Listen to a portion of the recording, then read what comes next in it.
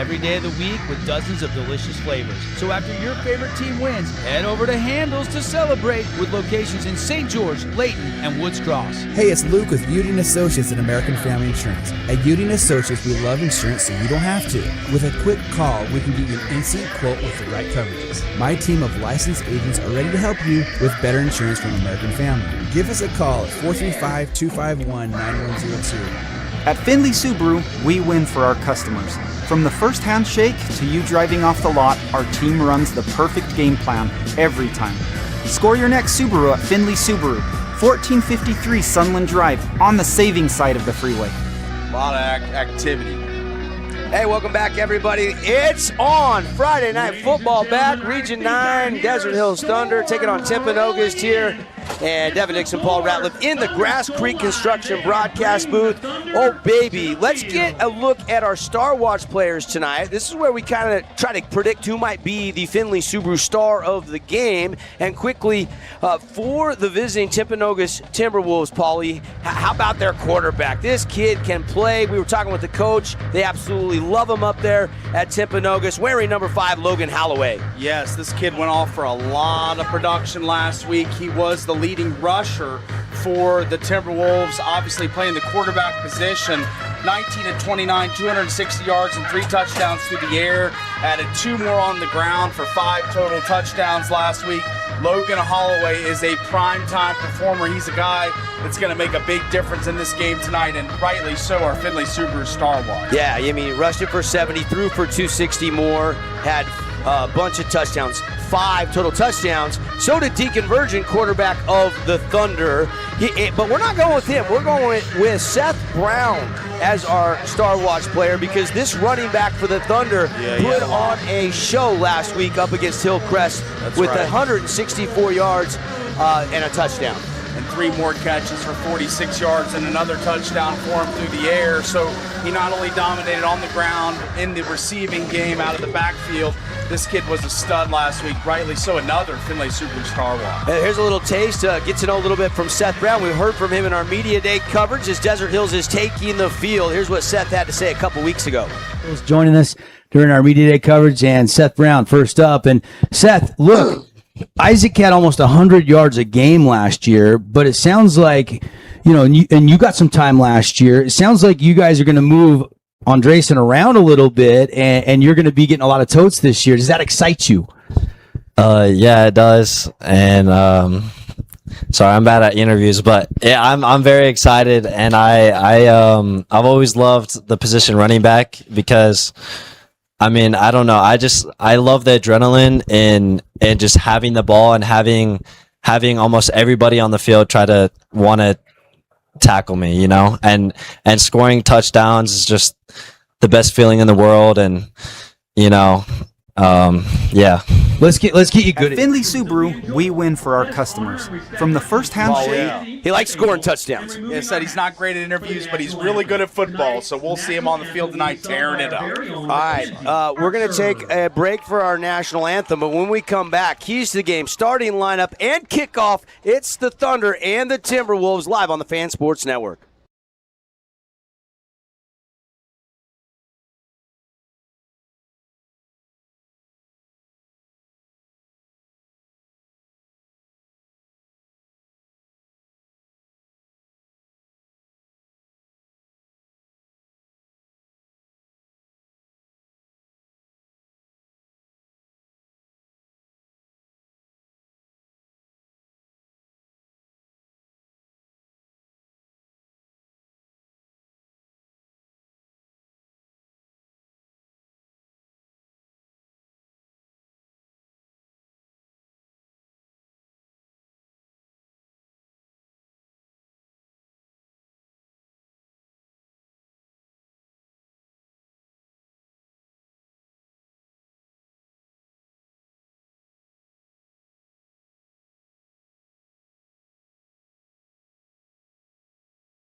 to you driving off the lot, our team runs the perfect game plan every time.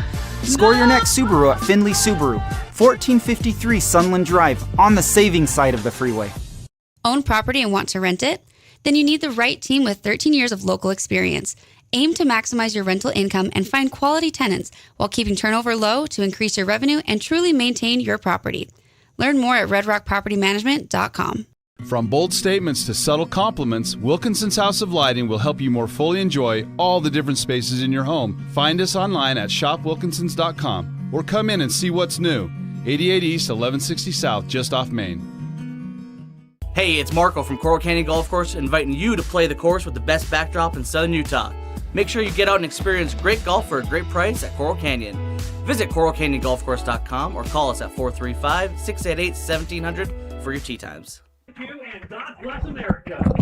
Hey, we're back, everybody, and it's Devin Dixon, Paul Ratliff, built by Bucks Ace Hardware. This is the final segment of the pregame show before kickoff. Great rendition of our national anthem.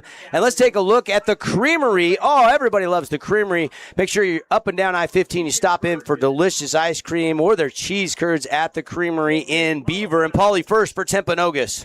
Yeah, they've got to run the ball better. Their leading rusher last week was their quarterback, Logan Holloway. They've got to get some more from the running back position. Coach Nielsen really wanting that this game against Desert Hills. Third down conversions got to be better there. Was a little less than 50% on third downs last week. Eliminate the run. They want to stop the run and run the football. They go together. They're complementary. And no penalties. They want to stay penalty-free, keep the laundry off the field. All right, for the Thunder, Creamery keys to the game. They got to protect Deacon Virgin. He had 5 touchdowns last week, and Hillcrest really didn't put any pressure on him, and all those came in the first half.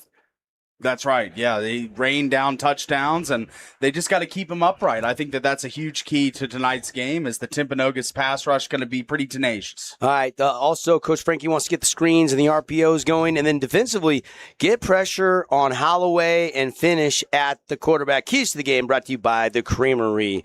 Our captains are at midfield. The coin toss coming. That's brought to you by We Win Injury Law. They will win for you, period, if you've been injured in an accident. Go to WeWinInjuryLaw.com to learn more. While they're doing the coin flip, we'll keep an eye on it. But let's take a look at today's starting lineups. We got the two deeps for you, as we talked to both coaches earlier this week. And here are your starting lineups. First, for the home team, Desert Hills Thunder or Timpanogos. Let's go Timpanogos first and bring that in. Timpanogos, Coach Nielsen, great coach, loves his guys. I can sense his confidence. They lost to Bear River in the first round of the playoffs. Their D coordinator is Joseph Haymore, and he jumped on the phone with us as well. And this is the starters for tonight's game. And Holloway, you'll see him right there wearing number 5, but they got some really good weapons around him on the offensive side of the ball, as evident by just taking care of the Soaring Eagle last week, shutting them out and scoring 44 points on the way to that victory. You can see some of the defensive starters there. They've got some good safeties. Coach likes their linebackers, and the secondary going to be tested a little bit based on last week. So we'll see how disciplined they are in tonight's game. So got to watch their 3 receivers, Ian Longhurst, Bronco Blackhurst, and Zach McCann. They create the triplets of Timpanogos. Longhurst had 130 yards and 2 touchdowns in week 1. McCann 83 and 1. And they are dangerous every time they run a route out there as receivers. All right, take a look at Desert Hills 2 deep, and it's Carl Frankie back with Deacon Virgin run the show. Seth Brown, heard from him. He's our star watch. Brady Christensen, the tight end.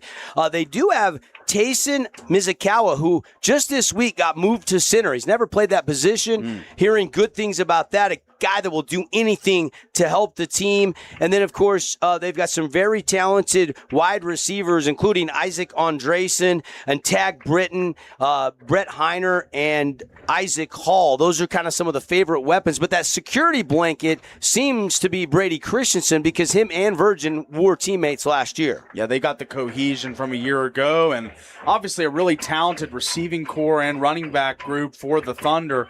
It's a litany of weapons and just a lot of talented players on the field at one time for Virgin to distribute the ball to. All right, our starting lineups brought to you by D1 Training. Appreciate D1 Training. Just coming to St. George. You're going to love these guys, and they will be opening this fall. They will help your athletes start strong, finish stronger, and train for the next level. So if you want sport-specific training, no matter what sport your kids are playing, check out D1 Training. Excited to have them part of the telecast. And, of course, one of the co-owners, I called his games when he used to play Utah State and here at Dixie Junior College.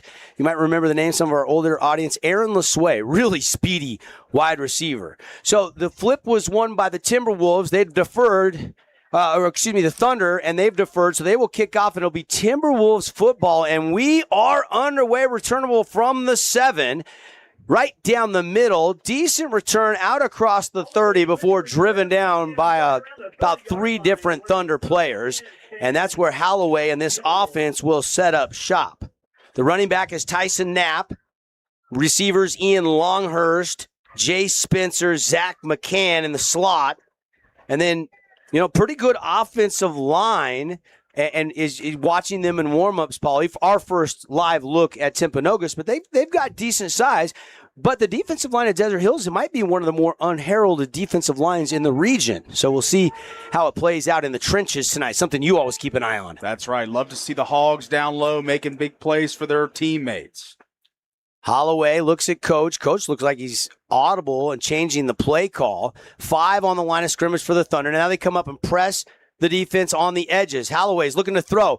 Shot, fade route, one-handed catch. No, couldn't bring it to the body. A flag down, though, and maybe because he had to try to catch it with one hand, it was pass interference holding that hand down. Yeah, Brazel got a little handsy on the outside there, trying to make a play towards the sideline, try to eliminate the catch, but I think this is going to go against the Thunder here. It is a holding call. Wasn't sure if it would be the PI or the hold, but I think he did have one arm holding that second arm of the intended receiver down. The intended receiver on that far sideline was Ian Longhurst, and it'll be first down Timpanogos after they mark off the 10-yard penalty. Longhurst, 130 yards and 2 touchdowns a week ago. He is the go-to weapon for the Timberwolves, and look for Holloway to get him involved all day long. Holloway, again, 19 of 29 last week in the win, so he does sling it, and they'll run it. Holloway keeps it himself, a yard, and that was it. And there's a little bit of the strength of the Thunder defense. 70 yards and 2 touchdowns a week ago for him, so he definitely makes some hay on the ground. He's a guy that can get upfield. He's a north-south runner. He's going to find holes. He's going to use this behemoth offensive line to his advantage, and the Thunder are not small up front defensively, but this is a big offensive line for Holloway up front. Teague Anderson makes the play. He and Landon Pukalani switch sides. Now it blitz off the edge. The pass on a hitch is complete to Longhurst. Short of the sticks. He'll pick up 5 out to the 48-yard line where it will be 3rd down and 3 for Timpanogos. Great tackle there again by Brazel, and then a group tackling, kind of gang tackling effort towards the sideline, pushes him outside, makes this 3rd down. Forward progress going to bring it pretty close, about 3rd and 3, 3rd and 4 here. Thunder dig in defensively, 3-man front. Again, Coach Nilsson looks like he's changing the play, hand signal it in. This is a no huddle, so maybe it's the original play. And now Holloway ready to throw. Looks outside on an out route. He's wide open. It's complete. First down and more. Puts his shoulder down and out across the midfield stripe, down inside the 40. Beautiful little play design as somebody missed an assignment, and Tavita Maunga was the guy. Take another look. Yeah, Tavita, big body. Gets upfield in a hurry, picks up a lot of yardage there. He had a lot of open space to operate as he found a nice little zone and a pocket there. They'll run it off the right side. Not much there. In fact, no gain. Good stop defensively. I think big number 90 for the Thunder there to make that stop. That's CJ Tafua, excuse me. 99, Ethan Smith in on the play as well, trying to muddle things up in the middle, make it tough to run, and he did there. 2nd down and 10. 9:54 to go here in the opening quarter. Holloway going to throw. Deep out route. This is going to be caught by Munga out behind the sticks. What a throw by Holloway. Yeah, all the way outside the numbers as we see here on the Holbrook Asphalt replay. Just slings it. Beautiful ball in between 2 defenders for the Thunder right as he toe taps the sideline. Beautiful catch. Not much you can do to stop that. And Stephen Phillips was in coverage and he broke with the defender, but that ball was just placed perfect. Throwing again is Holloway into the end zone, one-on-one, jump ball, and it's incomplete. Looked like he had it, then it goes out of the hands of the intended receiver, Jay Spencer. And Beckham Anderson, what a play out there, making a nice play on the ball, just being a rangy ball hawk, just making sure the receiver could not get his mitts on that football. What a play. And Beckham Anderson on that pass out of the backfield, he's the guy that came and went low, kept his pad level down, and made a nice open field tackle. So we saw him tackle in space and now get a pass breakup. So a couple plays on this drive. Been active. Timpanogos is driving. It's a roll out to the right. Not much there. He's going to dump it off last second, and it's going to be incomplete. It hit the turf before his intended receiver could catch that football. That was Bronco Blackhurst, but he couldn't keep it off the turf. We got a Longhurst and a Blackhurst on the Timpanogos Timberwolves, and it's going to bring up a long third down situation here. See what they get going. It's Tavita has been the big guy to go to. Manga. He's been that nice possession receiver over the middle to pick up first downs. Let's see if they look to him again. Third down and 10 for Timpanogos. They have been driving corner route outside. He tries to turn his body. It's incomplete. No flag on the play. It'll be fourth down.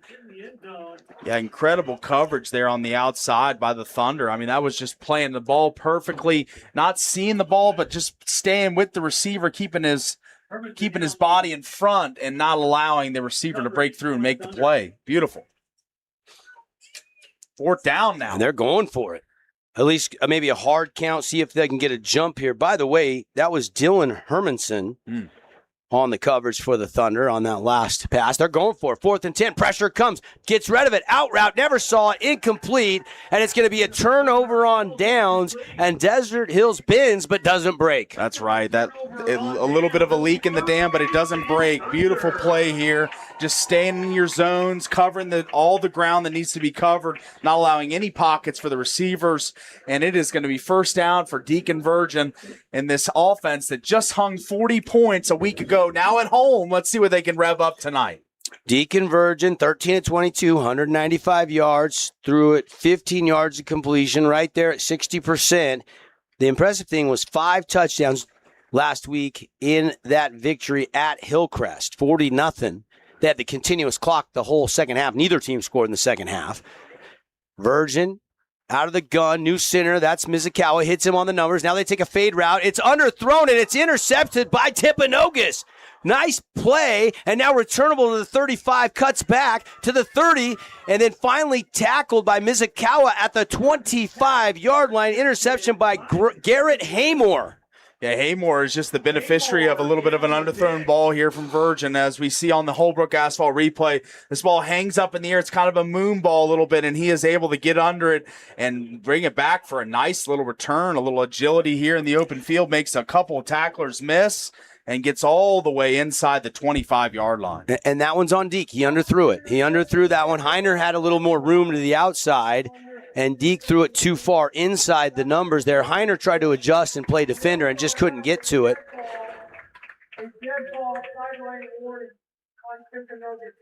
They're celebrating. They got a sideline warning. Timpanogos excited, obviously, about the takeaway. So one play and a turnover for the Thunder. That's not the script for Carl Franke and Tanner Baldery and the coaching staff. That's not what they had in mind to get this game going tonight. Yeah, one of our keys to the game was the RPOs and screen game. It was kind of an interesting play call to kind of try and take the top off on the first play. But yes, it is nonetheless, it is Timpanogos football, and the Timberwolves and Holloway back on offense trying to get the first score of this game. Gene Van Orden, our referee tonight, umpire Tim Welch, head line judge Gavin Larkin, the line judge is Jason Estridge, back judge Casey Peasley, and the deep judge is David Stender. This is a 6-man crew that they are experimenting and doing a lot of games across the state with 6 guys. We had a 6-man crew at Crimson last week. There was a personal foul on top of the sideline warning, so they'll start this drive at their own 42. So that takes away the excellent field position and a run for no gain on first down. Yeah, C.J. Talfa just destroyed the middle of the field, just was a space eater at the beginning of the play, but then shed his block and just ate up the running play there. How much does C.J. Talfa weigh? Like, he's a load. He's got to be close to 300, doesn't he? Yeah, absolutely. Holloway's going to keep it, rolling to the left. Pukalani takes him down from the backside.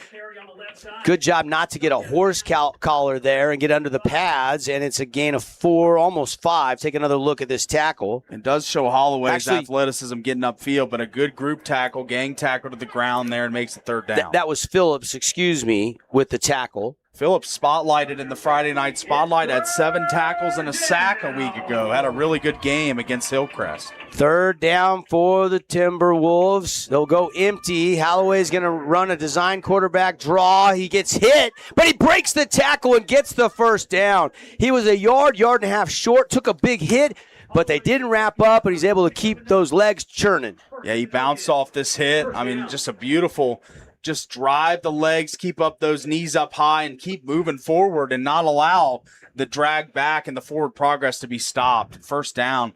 I've been really impressed by Holloway early. He's really kind of dealing as a runner, as a thrower, and he has really got it going, the mojo right now for the Timberwolves. No score on our Wilkinson scoreboard here with 7.5 left in the first quarter, and it's high, incomplete, almost intercepted, but he couldn't keep it off of the turf, so just an incompletion. Beckham Anderson, again, has been very active, almost had a pick there, just a couple inches off the turf there, and he might have had a chance to get his mitts around that one. But it's going to bring up 2nd and long here for the Timberwolves.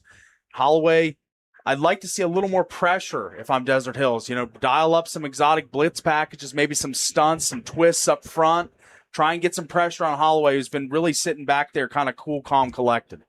2nd down and 10. No score and no gain right there as that one's bottled up right at the left guard. Defensive line is not giving much ground on a play, and then the next play they're giving ground. It's kind of been Jekyll and Hyde for the Thunder front. The run defense has been better than the pass rush, I think. They've done a really good job stopping the run, designed runs. 3rd and 10 after back-to-back no gains for Holloway and Timpanogos. As we're down to 7 minutes on our first quarter, Nets on fire. Clock, a back shoulder throw, and it's timed perfectly, and it's caught down inside the 30 near the 26. As we see here on the Holbrook, guys, look at this little this little subtle pump, freezes the corner just a second, and he's able to thread that throw in there. Good, patient, just nice ball fake used by Holloway there, frees up his receiver. And Chauston Brazel. He's in great position. That's just timed so well, there's not much he can do. By the time he turns his head when the receiver does, the ball is already on the hands of the receiver. This is a design run all the way. And it's Holloway getting to the edge and then driven out of bounds. And a minimal gain there. Chip Mason ran him out of bounds. Thunder done a really good job overall against the run, whether that be tailback runs, quarterback runs, it doesn't really matter. They've done a really good job stopping the off-tackle stuff up the middle, even on the edges. But the passing game of the Timberwolves kind of been the Achilles heel early. Let's see if they can slow down what's been a pretty potent throwing arsenal so far. 6:35 to go. Quick pass, hits route, caught, got some room, turns north and south, breaks a tackle. Dragging defenders inside the 10, down to about the 7-yard line. Simple hitch, and it was executed perfectly, caught by Jay Spencer. Yeah, Spencer, a guy, number 3 receiver on the Timberwolves, but still he makes his presence felt here as he takes a couple Thunder defenders for a ride, piggyback and go there for a couple yards. Trips to the left side, ball on the right hash. Holloway ready to go to work. And that's a throw into the end zone and caught. Touchdown. And that is going to be a nice little, where'd they mark that? About the 7-yard line, about a 7-yard touchdown strike. Holloway put it right on his man. Absolutely. He's shown all the skills here in the first quarter. The running, the throwing, the throwing to space, throwing in tight windows, throwing with the defenders draped on his receivers. I've been really impressed by number 5 early in this game. Yeah, a very, very athletic quarterback. And talking with his coach, Coach Nielsen, yesterday on the phone, we asked him, hey, who's kind of your star? Who's your leader? Who's your guy? The guys follow, and he said, it's our quarterback, Mr. Holloway. And he's proved that. A lot of yards already in this first quarter. Extra point is up and good. And Timpanogos strikes first off the turnover and leads 7-0 here on the Wilkinson's House of Lighting scoreboard. Message from our sponsors back. It'll be Desert Hills ball. They'll try to knot this thing up with 6:08 left in the first quarter when we return. Hey, it's Marco from Coral Canyon Golf Course, inviting you to play the course with the best backdrop in southern Utah. Make sure you get out and experience great golf for a great price at Coral Canyon. Visit coralcanyongolfcourse.com or call us at 435-688-1700 for your tee times. Your child's sports journey starts with the City of St. George Recreation. From their first steps on the court or field to becoming a star player, our youth sports programs are here to develop talents and teamwork skills. So get out and play. Check out all the sports and get signed up at sgcityrec.org. Need an appliance or two? AWP's got you. Check out the remodeled expansive showroom, highlighting the cafe series with colors like matte black, matte white, and modern glass. Make your kitchen stand out. Come see the local boys at AWP across the freeway from the Bloomington Walmart. Back here at Desert Hills High School, 7-0 Timpanogos. A dart thrown by Holloway from 7 yards out. Just a little slant route, Paulie, and he put it right on his man, and we'll see how the Thunder respond. They've only had one offensive play in this game so far, and they took a shot, and it was Garrett Holloway that took it away on the interception. Kickoff low, but returnable. Here comes Tag Britton. Britton going to go all the way across the field, try to find a cutting lane, and he's going to be tripped up right near the 20-yard line, and that's where Desert Hills will set up shop on this second drive of the night. Great tackle on special teams by Bronco Blackhurst, getting down there in a hurry, finding his way to Tag Britton and bringing him down. Correction, Seth Brown. That was Seth Brown on the return. Okay, my mistake, Paulie. Okay, Seth Brown on the return, and good tackle by Blackhurst. Britton is 6. Seth Brown wearing 2. Late hit on the Thunder. Or was it a late? I didn't see which way it pointed. Yeah, it's going against Desert Hills. So there was a late hit. So it will be half the distance to the goal. So they'll mark this back near the just outside the 10. Probably about the, I don't think it looks like exactly the 10. 6:02 to go on our Nets on Fire clock. Appreciate some of our great sponsors bringing you tonight's game. Big Hits brought to you by Dealer Collision Center, your choice when you've been in an accident for your vehicle repair. Whether it's a minor collision or a major accident, remember Dealer Collision Center. And now we got a flag pointing going both ways, and it's going to be offside. Somebody jumped in the neutral zone from Timpanogos. That'll be a free 5 for the Thunder. That helps the Thunder out, who just got backed up a little bit there to start this drive out. But now, 1st and 5, first and manageable here for Deacon Virgin and the offense. Let's see if they can spark this drive and get it rolling. Virgin going to give it to Brown. Brown has a crease.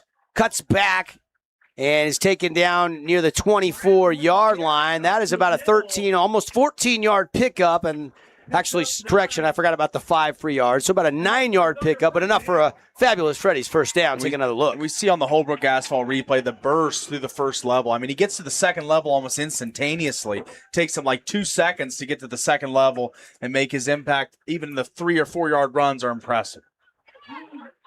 And they're going to say incomplete. Looking outside to Heiner and couldn't bring it in. And it looks as if the Timpanogos Timberwolves playing some pretty stout defensive coverage, kind of some bump and go on the outsides, not playing off the receivers, being more physical at the line, not allowing some easy releases. So I think this has kind of made it a little tougher getting these receivers out into the routes, making it tough to get the ball off for Virgin. In motion, Andresen, jet sweep to him, has a crease, flags everywhere, turns north and south, picks up about 4. Picks up close to 5. There is a penalty marker. And I believe this is going to be coming back for an illegal shift or illegal formation. It's going to be on the Thunder, so that'll back them up 5. Redo the down here, and it's been kind of a sluggish start for this Thunder offense, and an underthrown ball by Virgin for an interception, and now the behind the sticks drive here need some positive plays, need to try and find something in the passing game, see what Coach Frankie, the OC, can dial up here to try and end these offensive woes early in this game. Timpanogos leading 7-0. Virgin, 2nd down and 15 after the penalty. Out of the gun, going to throw. Looking, going to roll to the right. Got his head down the field. Throws it, completes it. Nice little catch. Beautiful route by Isaac Hall, and Virgin put it right on his face mask. And that's near a first down. Pickup of about 13 yards. Yeah, this looked like a Remington rifle there as he shot that bullet right into the arms. And this is a nice setup here, 3rd and manageable. That play is huge for Desert Hill's drive here to maintain possession and keep the football. Virgin, this is Seth Brown territory here, even 3rd and short. Virgin has the pistol with Brown behind him. He is going to fake it to him, throw it. Andresen, defender draped all over him, and he makes a tough catch. And that's enough for a first down. That's a great catch by Andresen. I'm telling you what, he is getting mauled there. Probably got there a little bit early, in fact. Yeah, Tyson Knapp, the starting running back, playing a little safety corner, and he was right all over him like white on rice. But Andresen still makes a beautiful play to move the sticks for the Thunder. Out of the gun, Virgin looking, taking a shot over the middle. Andresen hit it, and he can't bring it to the body. Hit comes from Jay Spencer, another two-way player for the Timberwolves. And this was a stick here from Virgin, or from the Timberwolves in the defensive backfield. I mean, that was kind of lined up. He kind of had it kind of singled out. Dead to rights kind of hit there, kind of tough to make that play. That's a hit that fires up the defense, Paulie. That's right. And Andresen paid for it and couldn't make the catch because when the hit came, it just dislodged the football. Yeah, that's right. 2nd down and 10. Thunder inside their own 40. Man in motion. That's Tag Britton. They're going to throw a screen to Britton. Tag, jump cut, makes a man miss, and he'll pick up about 4. It's one of our keys to the game from the Creamery was the screen game, as we see on the Holbrook Asphalt replay, trying to get it started here, get it out to one of your greatest athletes on the team in space and see what he can do, but just great tackling and angling him to the sideline there by the Timberwolves. And Heiner, if Heiner can get that block, Britton can make the first guy miss, but they missed the block and Britton couldn't evade the second guy. So 4-yard pickup, 3rd down, throwing, and it's in and out of the intended receiver's hands and is incomplete, trying to find Josiah Thomas. And now it's 4th down and 6 for the Thunder at their own 42-yard line. Looks like the punt unit going to come on for Coach Tanner Baldery in his first season. He played at BYU for 2 years under Bronco, and then Kalani came in. He played his final 2 seasons for him. So got a little taste of both of those guys. And then he was here through Mark Murdoch, Rick Barry, and the Coach Taps eras. He hadn't coached with Carl Franke until this season, but brings back the former coach before he was here. And they've got a pretty good vibe around Desert Hills High School with the football program this year, Paulie. And now they're going to rugby style with Malafau, and it's going to kick it. And he probably has an option to run it, but he does boot it. It's inside the 30, out of bounds near the 26.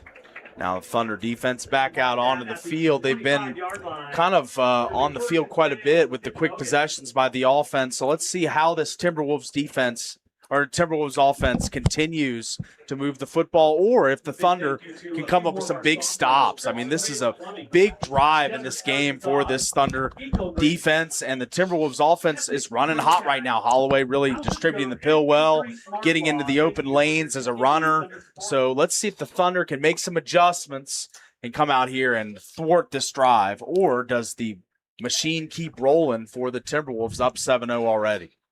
Tonight's game brought to you by Best Friends Animal Sanctuary. Check them out, Kanab, Utah, or bestfriends.org. Pressure comes, quick throw, fade route, flags fly in the secondary, and looks like might have illegal contact going against the Thunder. I think that's going to be the second one on Brazel, second holding of the game. And we'll wait the official word from our referee. Yep, it's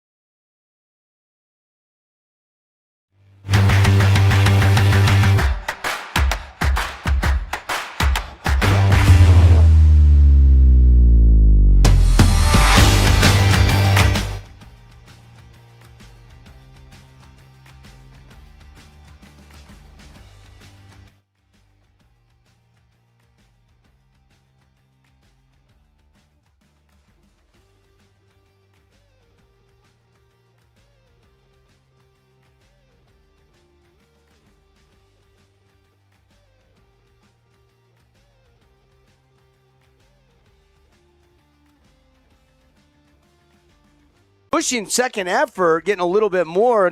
I like the blocking and the accompanying Thunder trying to get that play sprung for a big gain. It didn't go for a huge gain, but a nice first down gain to set up second and manageable.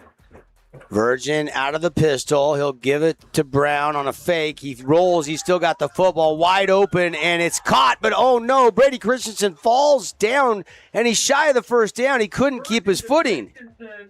And Christensen and Virgin have that connection, been playing together for a number of years. As he finds him there with a good ball, it just kind of gets a little hung up with his feet there, trips himself up, and it will bring up a 3rd and short here for the Thunder. Feel like this is a big sequence in this game. Only down 7-0, but don't want to give the ball back to the Timberwolves after they've been pretty hot offensively the last couple drives. Great job by Tara Atkin getting everything rebooted here. Apologize. We had some technical difficulties, but we are back live here.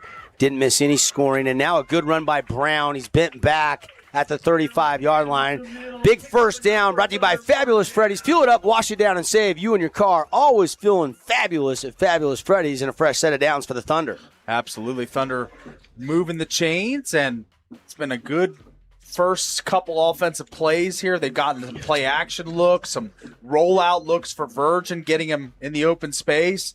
See if they can do that again. Run to Brown. Brown slithering through, breaks a tackle, trying to escape another tackle, and that's going to be right at the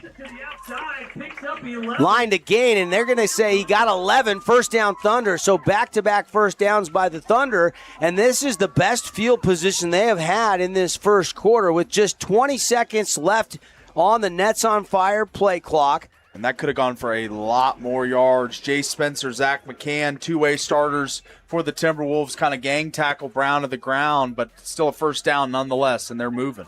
And Virgin's going to snap it, beats the clock, pitch it to Brown on a quick pitch, makes a man miss, another man miss, and he's going to get another gain of 4 out near the 50, and that'll do it for the first quarter. We'll step aside. Timpanogos leading on our Wilkinson scoreboard 7-0 here in our Boulevard home game of the week.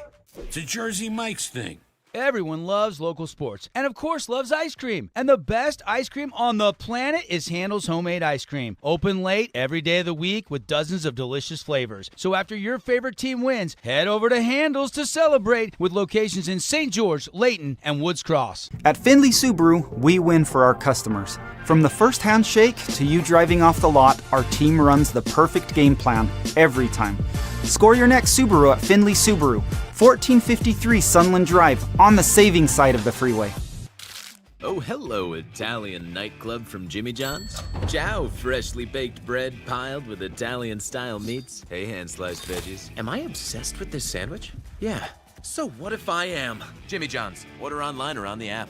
Hey, it's Marco from Coral Canyon Golf Course, inviting you to play the course with the best backdrop in southern Utah. Make sure you get out and experience great golf for a great price at Coral Canyon. Visit coralcanyongolfcourse.com or call us at 435-688-1700 for your tee times. Today's game is brought to you by Buck's Ace Hardware, Fabulous Freddy's, Udy and Associates, Dealer Collision, and Findlay Subaru. How many more? Got Polly, you good? Back here at Desert Hills High School, and Devin Dixon, Paul Ratliff in the Grass Creek Construction broadcast booth. Grass Creek, hey, you got a construction idea?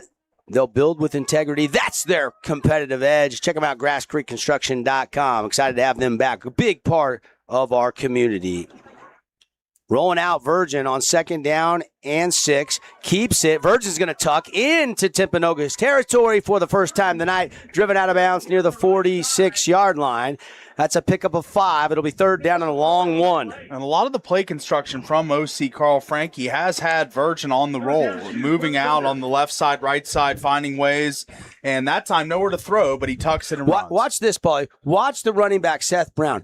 On this last play, Brown's going to seal, then he's going to get second level, and then the second block, and he actually takes the block to the ground. That's a big thing for your running back, who's a great runner, to also be such involved as a blocker when your quarterback decides to scramble. Absolutely. Andresen in motion. They'll fake it. Pressure comes. Virgin setting up with the screen. He gets it to Brown just in time. He took a big hit from number 9. That is Ethan Brown. Or excuse me, McKay Newton, the linebacker. I don't know how Brown even caught that, but he did. But they don't get any yardage. In fact, they might have lost half a yard. Now this brings up a big sequence here. 4th down and short. What is the play call? You're going to put it in the air, put it in the chest of Brown. Virgin hard slapping, and now nobody moving. So now he's going to look over to Carl Frankie. Hand signaling the plays in. One of the other assistant coaches. I can't tell who that is.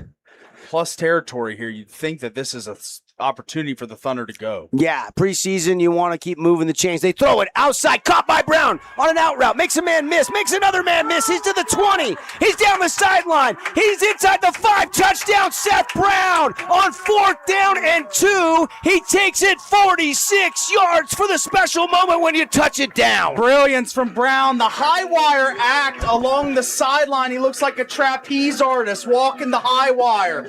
He is slippery. Gets pushed, still finds his way down the sideline, just tiptoes all the way in. Another hit near the end zone and still trucks all the way in. Yeah, Seth Brown. And that is the 6th touchdown pass of the season for Deacon Virgin. And Seth Brown's going to get a lot of the credit on that one as he caught it about 4 or 5 yards past the line of scrimmage and ran it in the next 42, making 3 Timpanogos defenders miss tackles on that play. Talk about yak yards.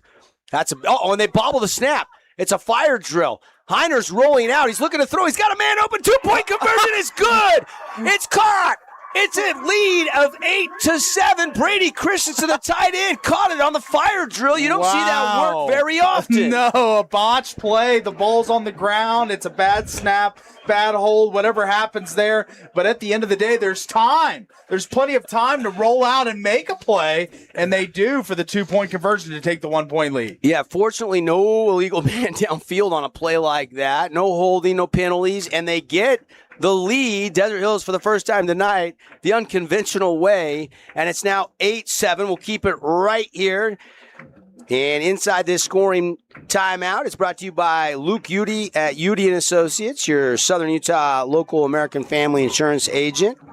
And for competitive rates on your home, auto, business, or life insurance, call Luke. See how much he can save you. 435-251-9102 and get a free quote today.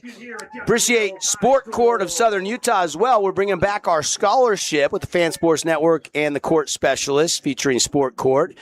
Last year, we gave it away to Desert Hills basketball and soccer goalie Tess Peterson, who's taking her scholarship up to Snow College to play for the Badgers.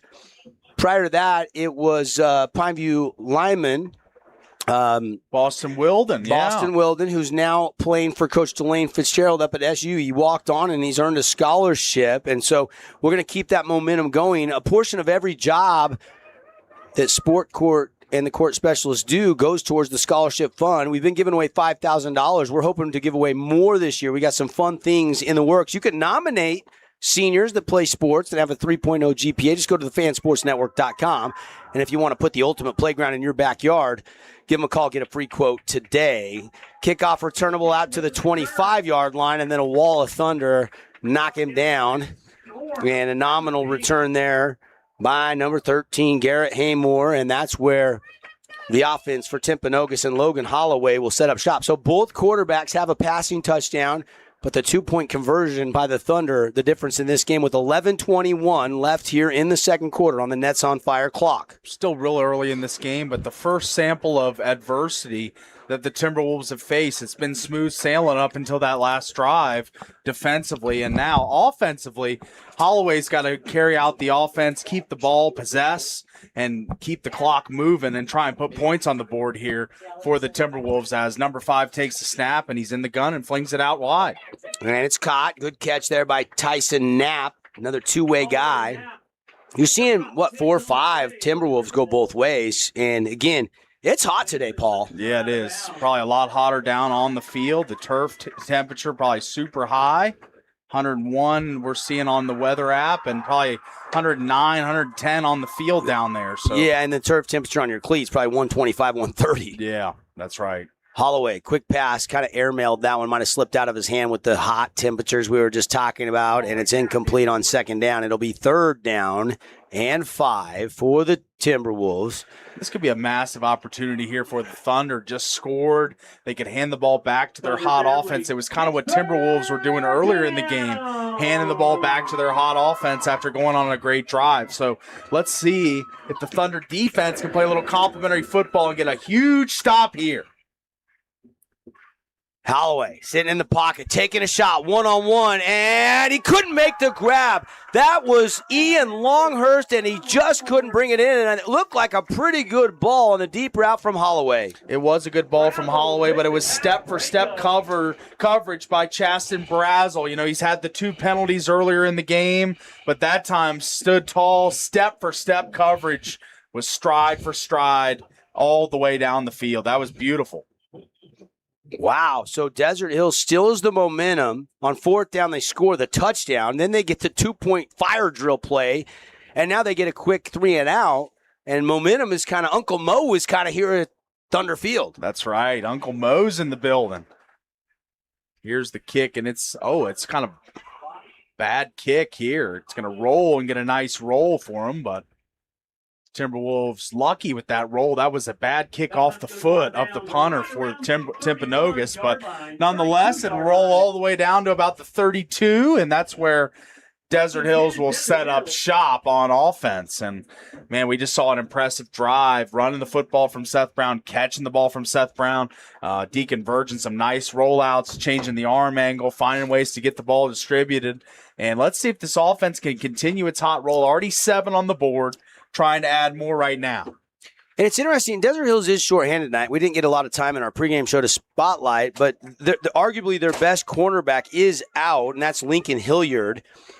Ruptured his spleen in the preseason and fall camp, so he's probably a week 5, week 6 at the earliest after he recovers. Had to spend a couple days in the hospital. They'll give it to Tag Britton. He's got a little crease on the outside using the speed. He's like a deer. And all the way down, weaving his way, knocked out of bounds at the 42-yard line. That is a big pickup of 26 yards for Tag Britton. And look at the outside blocks by his other receivers. One gets one pursuer up the field, but then there's a big wash that allows him to just navigate to the sideline and crawl down the field for another 15 extra yards. That was a great play design by O.C. Carl Frankie and great execution by the offense. For those that didn't watch our 4A state baseball coverage, you probably didn't get the deer analogy, but we scored a huge run in the state championship for the Thunder baseball team, scoring all the way from first base in a big game against Crimson Cliffs to get them into the state championship against Snow Canyon. And Drayson there he's going to get hit by 2 or 3 Timberwolves. And look at the leg drive here at the end of the play. As he's going to get hit right here, and he's going to keep driving for an extra 2-3 yards for better field position and sets them up second and about 6. Virgin dropping back into the shotgun. And this has kind of been Desert Hills in the second quarter, getting a little control of the momentum. A drop play. Brown has a crease. And Brown inside the 30. That's going to be a Fabulous Freddy's first down. Brown starting to get the yards in the air and now on the ground. Yeah, Brown's kind of the Christian McCaffrey of Region 9. He's been a guy that can catch the ball, run the ball, both super effective. I haven't seen a guy back out of the backfield. Only done one Region 9 game this year, and Brody Lounsbury is electric. But Seth Brown out of the backfield has been a sensational add for the Thunder offense this year. He's a great out of the backfield receiver. Here comes Virgin. Brown to his left. And movement. And a flag down here on the play. And it's going to go against Gene Van Norden, saying the Timberwolves. It's encroachment. Offsides on Timpanogos. 5-yard penalty. Second encroachment of the night already for the Timberwolves. Again, our Boulevard home game of the week coming up next. We're going to, for our radio audience, get you over to Pineview. About halftime of this game, you can catch the pregame show that's firing up right now as Cedar is in town to take on the Panthers. Throw over the middle, and it's caught by high tag Britton, and Britton takes it in to the end zone for the 25-yard touchdown strike. And now flags fly post play, and we might have an unsportsmanlike in the trenches. Another flag flies, but it's going to be touchdown number 2 out of the right arm of Deacon Virgin. He fires a laser to Britton for the score. Virgin's been super efficient and pinpoint accurate since that first low ball or underthrown ball, the first play of the game. He has been just a masterclass of distributing these short, accurate passes, and that was another one right there. A beautiful example of just getting your playmakers in space and letting them do the rest, Yak style, as he went all the way into the end zone. 14-7, and now this is going to be a long PAT. It's post play. Both of them are unfortunately like 52 white and 54 black. So they call one on each team unsportsmanlike for mixing it up there in the trenches, offsetting penalty. So I thought maybe the retaliation was going to back Desert Hills up, but they call it both ways. So now the touchdown will stand and we'll have a normal PAT. So it all ends well for Desert Hills, as they're going to get a short attempt here for the PAT. They're already up 14-7. They're adding that extra point as they already cashed in on the 2-pointer earlier on the botched extra point. There was the fire drill style play like you alluded to earlier. Let's see if they can get one here, a little easier snap center holder exchange here. And the snap and the hold is good. The kick is away, and it is good as well. It is 15-7 on the Wilkinson's House of Lighting scoreboard. Light it up, Region 9. Lights, fans, home decor, so much more at Wilkinson's. Back after a timeout, 9:41 left here in quarter number 2. Desert Hills leads Timpanogos by 8. Everyone loves local sports and, of course, loves ice cream. And the best ice cream on the planet is Handel's Homemade Ice Cream. Open late every day of the week with dozens of delicious flavors. So after your favorite team wins, head over to Handel's to celebrate with locations in St. George, Layton, and Woods Cross. Hey, it's Luke with Udine Associates at American Family Insurance. At Udine Associates, we love insurance so you don't have to. With a quick call, we can get you an instant quote with the right coverages. My team of licensed agents are ready to help you with better insurance from American Family. Give us a call at 435-251-9102. At Findlay Subaru, we win for our customers. From the first handshake to you driving off the lot, our team runs the perfect game plan every time. Score your next Subaru at Findlay Subaru, 1453 Sunland Drive, on the saving side of the freeway. Own property and want to rent it? Then you need the right team with 13 years of local experience. Aim to maximize your rental income and find quality tenants while keeping turnover low to increase your revenue and truly maintain your property. Learn more at redrockpropertymanagement.com. Welcome back. Appreciate Red Rock Real Estate, our Red Zone sponsor tonight. Both the touchdowns have been outside the red zone for Desert Hills tonight, but appreciate Red Rock Real Estate. Check them out. Find a local realtor from land to luxury as the kickoff is taken out across the 35-yard line. And Timpanogos now with 9:32, Paul, left in the second quarter. They trail by 8, and this becomes kind of an important drive to trying to swing the momentum back their way. Yeah, it definitely is a momentum swinging drive here for the Timberwolves, as they're kind of licking their wounds a little bit, as 2 straight offensive possessions have cashed in for touchdowns for the Thunder. And the offense for the Timberwolves kind of been stagnant since early in the first quarter. So let's see if the talented number 5 Holloway can find a way to get the ball to Longhurst, Blackhurst, McCann, these weapons that he has. Handoff. It's going to be a jump cut and a good little push right up the heart of the Desert Hills defense's gain of 5. Out across the 40 to the 41. Really impressed by the offensive line of Timpanogos. They've done a good job up front creating holes for the backs and Holloway, the quarterback, when he takes off, and providing good pass protection. I don't think there's been many pressures on him, hurries. But good run defense. I maintain that pretty much all game for the Thunder. Desert Hills is playing really good across the front 4. They are doing a great job stopping the run on the off tackle, inside runs, dive, leads. But let's see if they can make the plays necessary to get another 3 and out here and get the ball back to their offense. Third down here with Desert Hills up 15-7, 8:34 and ticking in the first half remain on the clock as a slant route. High caught and out across midfield. Timpanogos moves the chains. That was a really good catch made by number 25, Cody Bilbao. And Holloway back there, just not the tallest quarterback to see over the line, but he knew he was going to take a hit there as there were some free runners heading right on him, and he makes a big throw and moves the sticks for the Timberwolves. As now Holloway back in the gun, he's going to hand off on the jet sweep. He's going to elude a couple tackles and cut outside for a 3-4 yard gain. Carry on the far sideline. 7:54 and ticking as 3 on the play. Bring up second down and 7. Is it to bring up second down and 7? How important is this drive for Coach Nielsen and Timpanogos, Paul? Got to stop the bleeding here. I think they got to at least hang 3 points. It's been a while since this offense has even been past midfield like they are right now. And roll out and a dump off underneath and incomplete coverage on the play by number 31 of the Thunder, Lucas Guadarrama. Guadarrama. First time we've called his name tonight. Yeah. He's listed as the middle backer behind J.J. Malafau. Is J.J. not in the game right now? He doesn't seem to be. Maybe just getting a quick spell. Hope he's okay. Malafau is a beast on that defense in the heart of it for.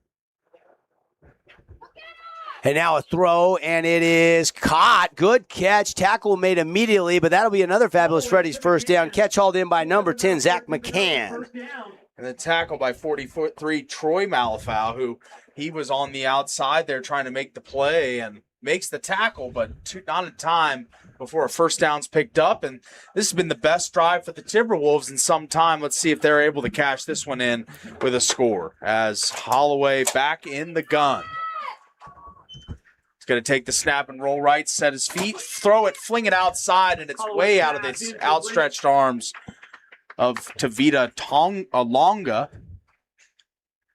And that's going to bring up a incompletion here for Holloway and the boys. So now the Timberwolves looking to the sideline for the play on 2nd and long. And again, we saw the Thunder give up the score on the opening drive, but they did bend but not break back in that first quarter on another drive. So we'll see what plays out here. Motion on that slot receiver, false start by Zach McCann, and that's going to back him up 5. Yeah, McCann, a senior, a guy that normally doesn't make many mental mistakes, but he does there, and it's going to back him up 5, make this a tougher second down play.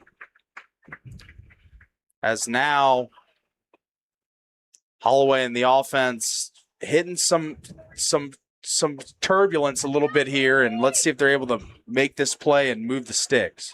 7:06 to go on the Nets on Fire clock here in the first half. Desert Hills leading 15-7. Holloway has been uber efficient throwing the ball. He's used his legs running the ball. They got trips to the far sideline. 5 receiver set. He goes to the twin sideline, back shoulder, and it's incomplete, trying to find Ian Longhurst. A little more pressure there from the Thunder. Number 44 of the Thunder, Hank Graff, getting in there, making it uncomfortable for Holloway, and he didn't really have a chance to set his feet and make an accurate throw on that play. So 3rd and long, 3rd and a country mile to go for the Timberwolves here, and this is a golden opportunity for Desert Hills to get the football back. Appreciate Appliance Wholesalers Plus. Later in the broadcast, near the conclusion, we'll name our Appliance Wholesalers Plus Playmaker Play of the Game. Here comes the pressure. It's a screen outside. It's caught. Slips a tackle and going to get down near the 30 to the 29-yard line. Big gain of 11 there on 3rd down, and now decision time for Coach Nielsen. I think you pump the pedal to the floor and go for it here after the way your defense has been playing, giving up 2 straight scores. I think you got to respond here, and it looks as if the offense is going to stay on the field and try and move the sticks here with Logan Holloway and the rest of the skill group. Thunder up by 8, but Timpanogos, huge 4th down. Can they get into the red zone and keep the drive alive? Rolling, tucking, running, diving, hitting, and then stretching out near the sticks, and it's going to be dependent on the spot. I don't know if he got it or not. Short. I think he's a little short.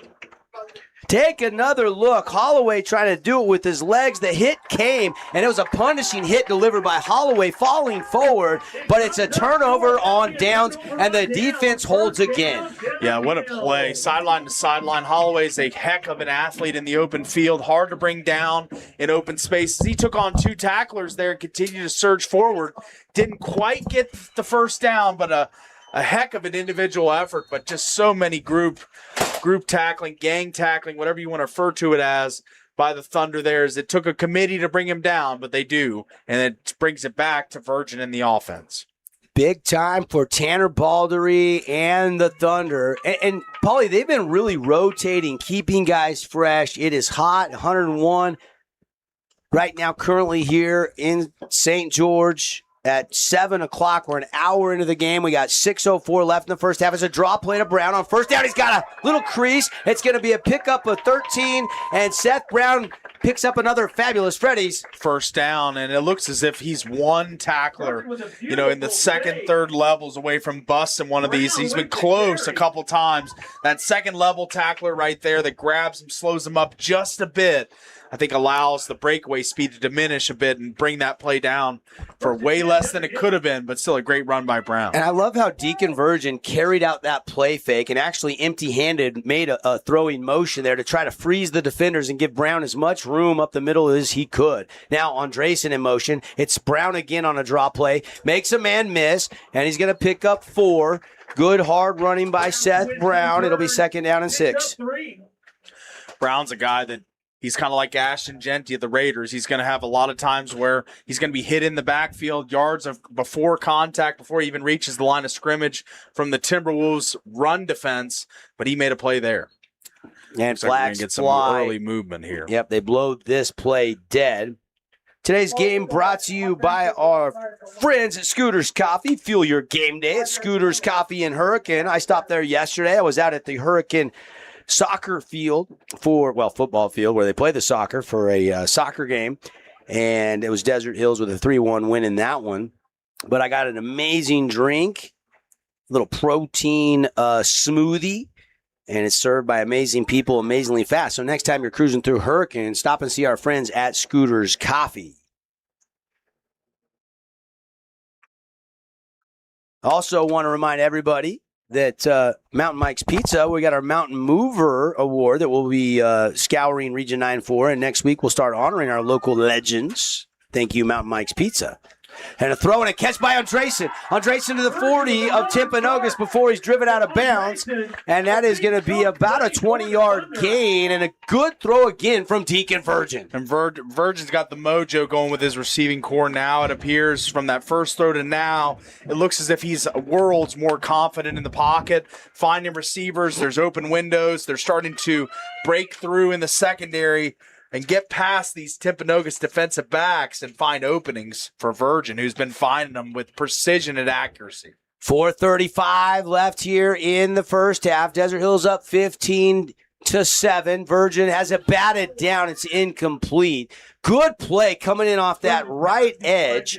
And that is number 34 for the Timberwolves, Shane Iquinto, who Coach talked about when we chatted on the phone. He's long, Paul. He's 6'3", about 185, and used that length and height to bat that one down. Yeah, two-way guy for the Timberwolves, does a lot on offense, a lot on defense. He's a guy that's a havoc wreaker on the defensive side of the ball and a playmaker on offense. So really nice player for Coach Nielsen, and he got to get as much gas out of that tank as you can get, playing both ways. Get everything you can from an athlete like Iquinto. Out of the shotgun, Brown to the left now. Christensen goes in motion. Virgin going to throw. Deacon staying in the pocket. It's a catch outside on a nice pass down to the 30. That's going to be another 16-yard pickup. And that is, who is that with the catch, Paulie? Help me out. Is that Tag Britton? I believe. Let's check the whole. It is Tag. Yeah, it is Tag. Yes, it is. Number 6. He makes a nice arms extended grab there. And Virgin's got levels of receivers. He's got some at the mid, some at the high, some at the deep, some at the short. More Virgin on the run, throwing complete. He is in rhythm, and again, down inside the Red Rock Real Estate red zone to Andresen. 1st and 10. Where's the spot? It's going to be a 9.5-yard gain. It'll be 2nd down and 1, but another good throw and catch. And using Virgin's strengths, he's an athlete, a guy that can move. He's got good footwork. And a lot of what we saw last year was him in the pocket, not much movement. They're getting him out on the roll, getting him out in the bootlegs, finding him open space to throw. Andresen, who is the cousin of Tanawai Andresen, the quarterback of the Crimson Cliffs Mustangs. Seth Brown running, breaking tackles down to the 5, but there is a flag on the play. It appears to be a 1st and goal situation, but this is thrown in the vicinity of a hold. It's probably coming back is my guess. Here comes Gene Van Orden. And it is holding on the offense. 3:39 to go here in the 2nd quarter on the Nets on Fire clock. Desert Hills leading 15-8, and we're momentarily down to the 5. That'll back them up from the spot of the hold, so we'll see where they mark this. Looks like it's going to be about the 30-yard line. 29, we'll call it. And it'll be 2nd down and 11. Changes the play call and obviously the personnel group. You want to find the guys that can make a play to move the sticks here instead of force a 3rd down for the Timberwolves defense. And they'll run it, and Brown breaks another tackle, still fighting for yardage down to the 25-yard line. It's a gain of hard 4, and it'll be 3rd and 6. They got to get it to the 19 for a 1st down here, so a big 3rd down coming for Desert Hills. I actually like the play call from OC Carl Frankie there. You know, everybody in the stadium's expecting you to throw on 2nd and 12, but instead run a draw, get half it back, and make 3rd manageable, and this is an opportunity to pick this up through the air for Virgin. Deacon out of the gun. Going to throw again. Underneath. Caught by Brown out of the backfield. And he is going to pick up the 1st down near the 15-yard line. And Desert Hills offense seems in rhythm. And they get past that penalty, Paul. And there's levels to it. It looks as if there's a lot of crossers in this formation. There's a lot of guys going opposite directions on the field, creating mismatches and confusion for the Timberwolves defense. They looked unprepared on that play, and Virgin found an open Brown to move the sticks. Deacon Virgin out of the shotgun. Double move, hitch and go into the end zone, and it is incomplete. He was trying to find Brett Heiner. Deacon Virgin, you got to be proud of this young man. He has been dealing with some family health issues. His mother, Shannon, who's a great lady, really close friend of ours, Paulie. We know her well. Absolutely. She has been battling cancer for the last 12 to 14 weeks, and she just rang the bell and finished her chemotherapy last week. They're waiting for the screening, hopefully sending our thoughts and prayers to the Virgin family that she is cancer-free. Desert Hills administration and staff has been incredible. They have got a special spot for her to watch the game, so she's not in the crowd and she doesn't get any sickness or anything from somebody that's at the stadium. So they've been very accommodating, and it's a great story, and she's got a lot of life to live, and super proud of you, Shan. And Brian has given up a lot, Deacon's dad, to be by her side. I can't tell you how many times I said, Brian, are we going to go have a round of golf? He's like, I can't. We've got, the chemo treatments. And he's been there every step of the way. It's an inspiring story. So we're sending our love and our well wishes to Shannon, who is Deacon's mom, who has been battling cancer. And shout out to the D Hills principal and athletic director, Justin Keat, Dustin Drake, and the whole staff here for helping out. We love Southern Utah. Southern Utah rallies. You see a lot of the schools, not just Desert Hills, rally for great causes, get behind people when they're fighting cancer and things of that nature. So love the inspiration that can come out in sports when you have some adversity to overcome. Absolutely. It's a great family. It's a tough time and a tragedy that had happened, but ringing the bell is a great, great thing and such a triumph and a happy chapter to this story. 15-7. Desert Hills with the lead. 2:21 to go. Virgin gives it to Andresen on an end around, and he's going to be right near the sticks, driven out of bounds. And it's going to be close, Paulie. I think he actually stepped out of bounds a yard or two short of the first down. They'll mark it at the 9-yard line. Take another look there. Yeah, he does get driven out of bounds. So third and about a long 3 here for the Thunder offense as they're in the Red Rock Real Estate red zone.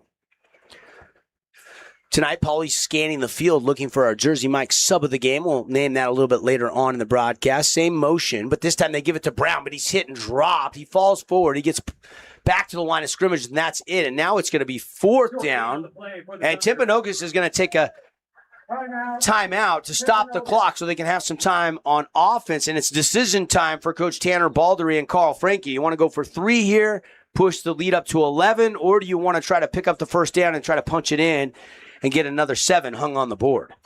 Yeah, the Thunder trying to get as many points as possible on this drive. They get the ball back to start the second half, but this should be interesting to see what they decide to do. All right, quick 30-second timeout. We'll see what they decide when we come back on the Fan Sports Network. Own property and want to rent it?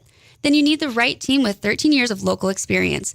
Aim to maximize your rental income and find quality tenants while keeping turnover low to increase your revenue and truly maintain your property.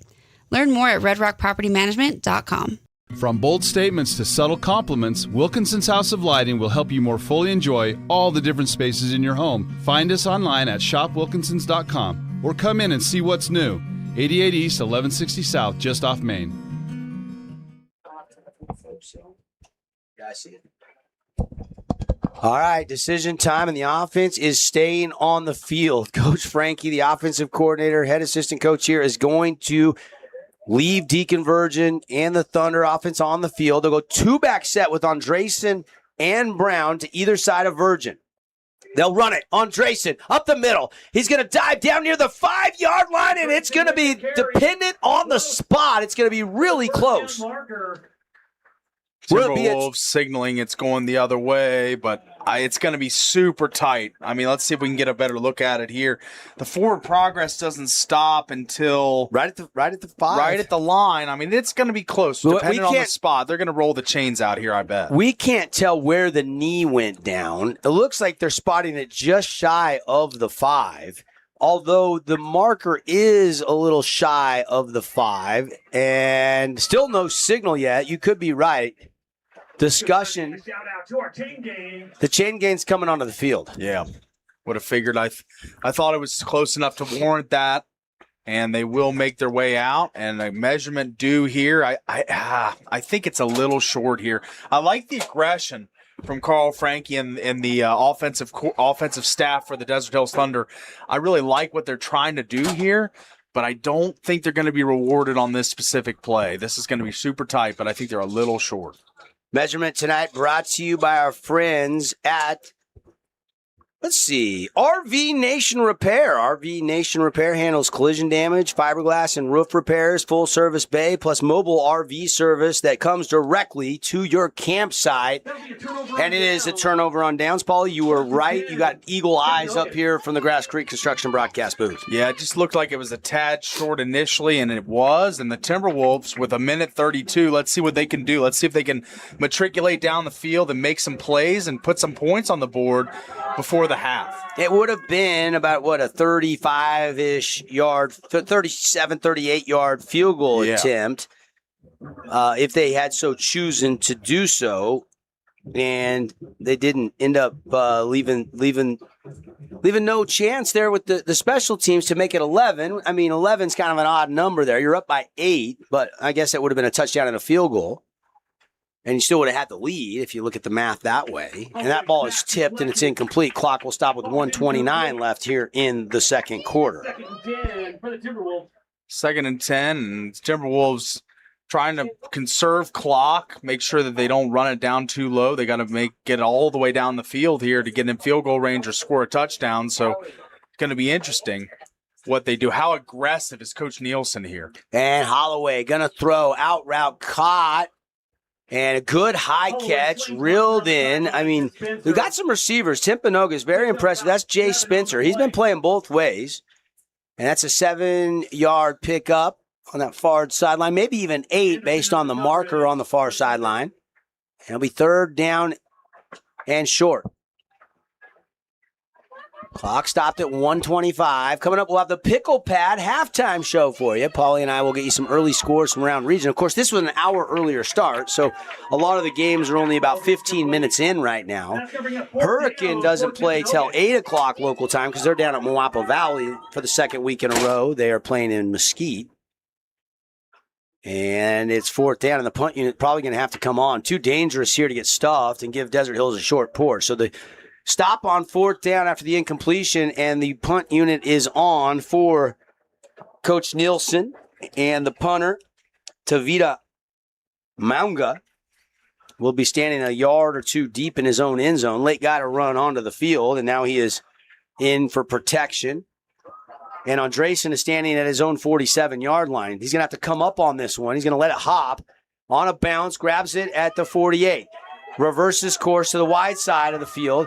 A little cutback makes one man miss to the 40, down to the 37-yard line, tackled there. So pretty good return by Andresen. Yeah, you could see the former running back in Andresen there as he gets up the field in a hurry, sees the opening on the wide side of the field, and we see on the Holbrook Asphalt replay, it looks as if he's going to get a lot more here as there was so much room, but the Timberwolves coverage team closed up the gaps quick. Good job forcing him back inside there, but it's still a great return, and with 1:08, still plenty of time for the Desert Hills Thunder to hang some more points on the Wilkinson's House of Lighting scoreboard. So Virgin and this offense, they've moved the ball that last drive, went forward on 4th down, came up inches short. Now they got a chance to put more points on the board for the break. It's a completion outside, caught by Isaac Hall, and that's going to be a pickup down around the 30-yard line. It's a pickup of about 8 yards on 1st down. Yeah, efficient. That's how I describe the first half for Virgin. Other than the first pass underthrow, he's been extremely accurate, efficient, and just on target and on time with his receivers. We'll check in on some of the stats at halftime. We don't have live stats for this game tonight. And Virgin on the run. Has a man. It's tagged Britton behind the defense, but off his right hand, incomplete. Nearly a score there for the Thunder. Had a guy behind the defense here as he saw it, and he let it fly, but just a little out of the outstretched arms of Tag there and unable to make the big play. But still 3rd down and short here, an opportunity to move the sticks with about a 3-yard gain. So let's see what the playbook calls for here from Carl Frankie in the offense. We know Tag gets his speed from his mom. Yeah. Sorry, Mitch. And now it's going to be Brown. Delayed, looking for a block, reading the blocks. Now he starts to go to the outside. Not much there, and they stay in bounds. So the clock short, will tick. I believe. I was trying to let that play kind of develop, Paulie, and never really turned on the Jets there. There was not a hole, it didn't appear. Yeah, it was kind of that Le'Veon Bell patient running style, just waiting for something to develop later in the run, but it never did. The Timberwolves kind of swarmed to the ball and made a great play on Brown to bring him down. The timeout on the field. Timpanogos will take a timeout, brought to you by Luke Udy and American Family Insurance. We'll take a 30-second timeout. Be back for the final 44 seconds here in the first half. Desert Hills leading 15-7 over Timpanogos on the Fan Sports Network. Hey, it's Marco from Coral Canyon Golf Course, inviting you to play the course with the best backdrop in southern Utah.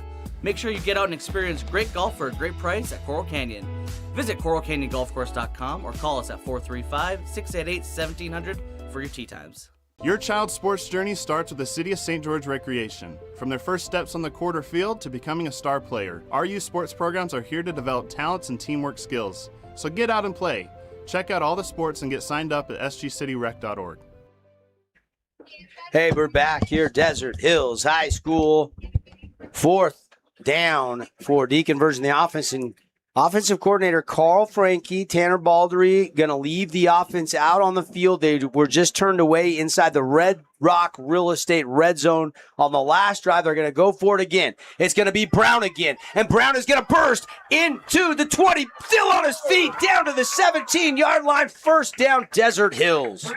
It's going to get a nice flex there from Brown as that was a power run. Looked like John Reagan's throwback run here. It's going to take on not one, not two, not 3, 4, 5 tacklers to bring him to the ground. He's had their shots at him.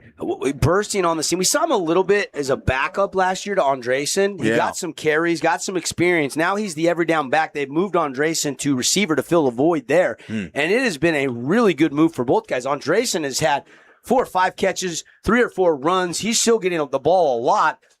And I see why they've made the move. Andresen is really good in and out of his breaks and a smooth wide receiver looks like he never played running back, and Brown looks like a bell cow. Yeah, Brown looks like a guy that can be fed 30 carries and be fine, and Andreessen looks like a guy that could play any receiving position, X, Y, slot, doesn't matter. He can fit in anywhere. So I think the trade of positions was beneficial for both of their careers. Trips to the near sideline, low snap, but Deacon Virgin goes and gets it. Now rolling out, has to throw it. He's going to throw it into the back of the end zone. Christensen catches it, but he couldn't get a foot down. It's incomplete. Clock will stop 26.3 seconds, and it'll be second down. Late second quarter here. And again, Mizukawa moved to center because of a couple injuries just this week. You got to give that young man credit. That is the first low snap of the night. Yeah, good improv there from Virgin and Christensen. Almost made a nice little tandem play there in the back of the end zone off a botched play that was kind of doomed from the start with a ball on the ground with a big rush coming, but Virgin finds a way out of the pocket and throws one in the back of the end zone, just incomplete. Now he's back. The screen to Andreessen, caught. He's got some blocking. Tunnel. Ooh, and then the tunnel screen was gobbled up in a hurry. That's a good tackle coming against the grain. It's about a 7-8 yard pickup. Tackle made by number 34, Shane Equinto. Desert Hills will burn a timeout. Again, coming up, Pickle Pad halftime show. Super excited about Pickle Pad opening up early October here in St. George, and they love local sports, and you're going to love the Pickle Pad. They're bringing pickleball, the social eatery, so great food, drinks, games, a pro shop. It's coming to St. George in October. Go to picklepad.com to check out all the details.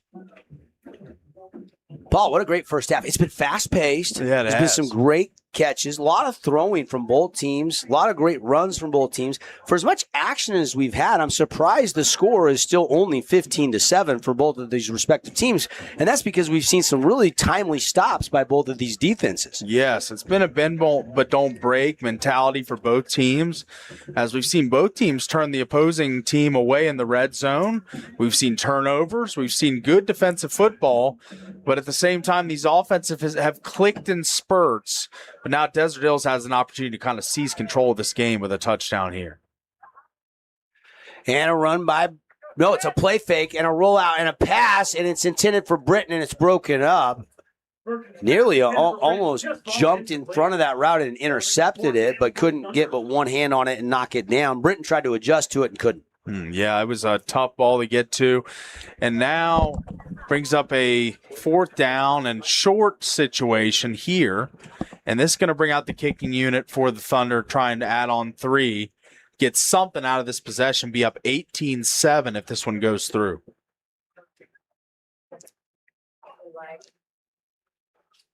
And we'll see. They could have took a field goal earlier, went for it. I think this is the right move.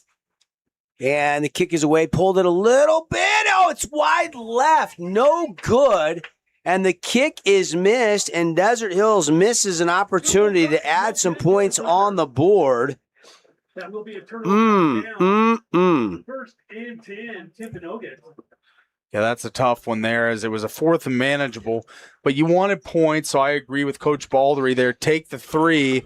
It's just an unfortunate. The kicking game hasn't been great today. The PATs, there was one on the ground, not able to recover that one. It ended up being a fire drill that they scored the 2-pointer on.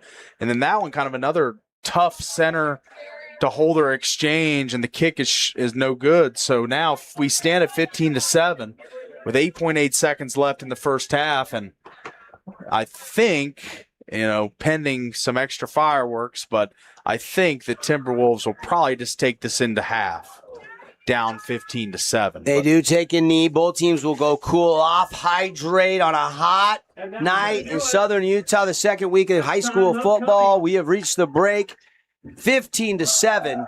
Desert Hills here at home has the lead on Timpanogos. But again, Paulie, action-packed first half. Yeah, absolutely. It's been pulse-pounding throughout. I mean, even though there's not a ton of points, just 22 combined, this has been a fun game to call, fun game to be at for this packed student section and crowd on the Thunder side. Some Timberwolves fans made their way down I-15 for this one as well. We're locked and loaded for a great second half coming up. All right, we'll take an extended timeout. When we come back, the Pickle Pat halftime show. Scores, early scores from around the state and Region 9, plus reaction, and we'll try to get you some statistics as well as we are live at Desert Hills on a Football Friday. 15-7 on the Wilkinson scoreboard. Desert Hills leads Timpanogos. Your child's sports journey starts with the City of St. George Recreation. From their first steps on the court or field to becoming a star player, our youth sports programs are here to develop talents and teamwork skills. So get out and play. Check out all the sports and get signed up at sgcityrec.org. Need an appliance or two? AWP's got you. Check out the remodeled expansive showroom, highlighting the cafe series with colors like matte black, matte white, and modern glass. Make your kitchen stand out. Come see the local boys at AWP across the freeway from the Bloomington Walmart. Huge news! Sport Court has a brand new showroom and design center, and it's next level. See why so many are choosing Sport Court here in Southern Utah for top quality basketball, pickleball, and multi-purpose courts. Learn more at sportcourtofsouthernutah.com. At Findlay Subaru, we win for our customers. From the first handshake to you driving off the lot, our team runs the perfect game plan every time. Score your next Subaru at Findlay Subaru, 1453 Sunland Drive, on the saving side of the freeway.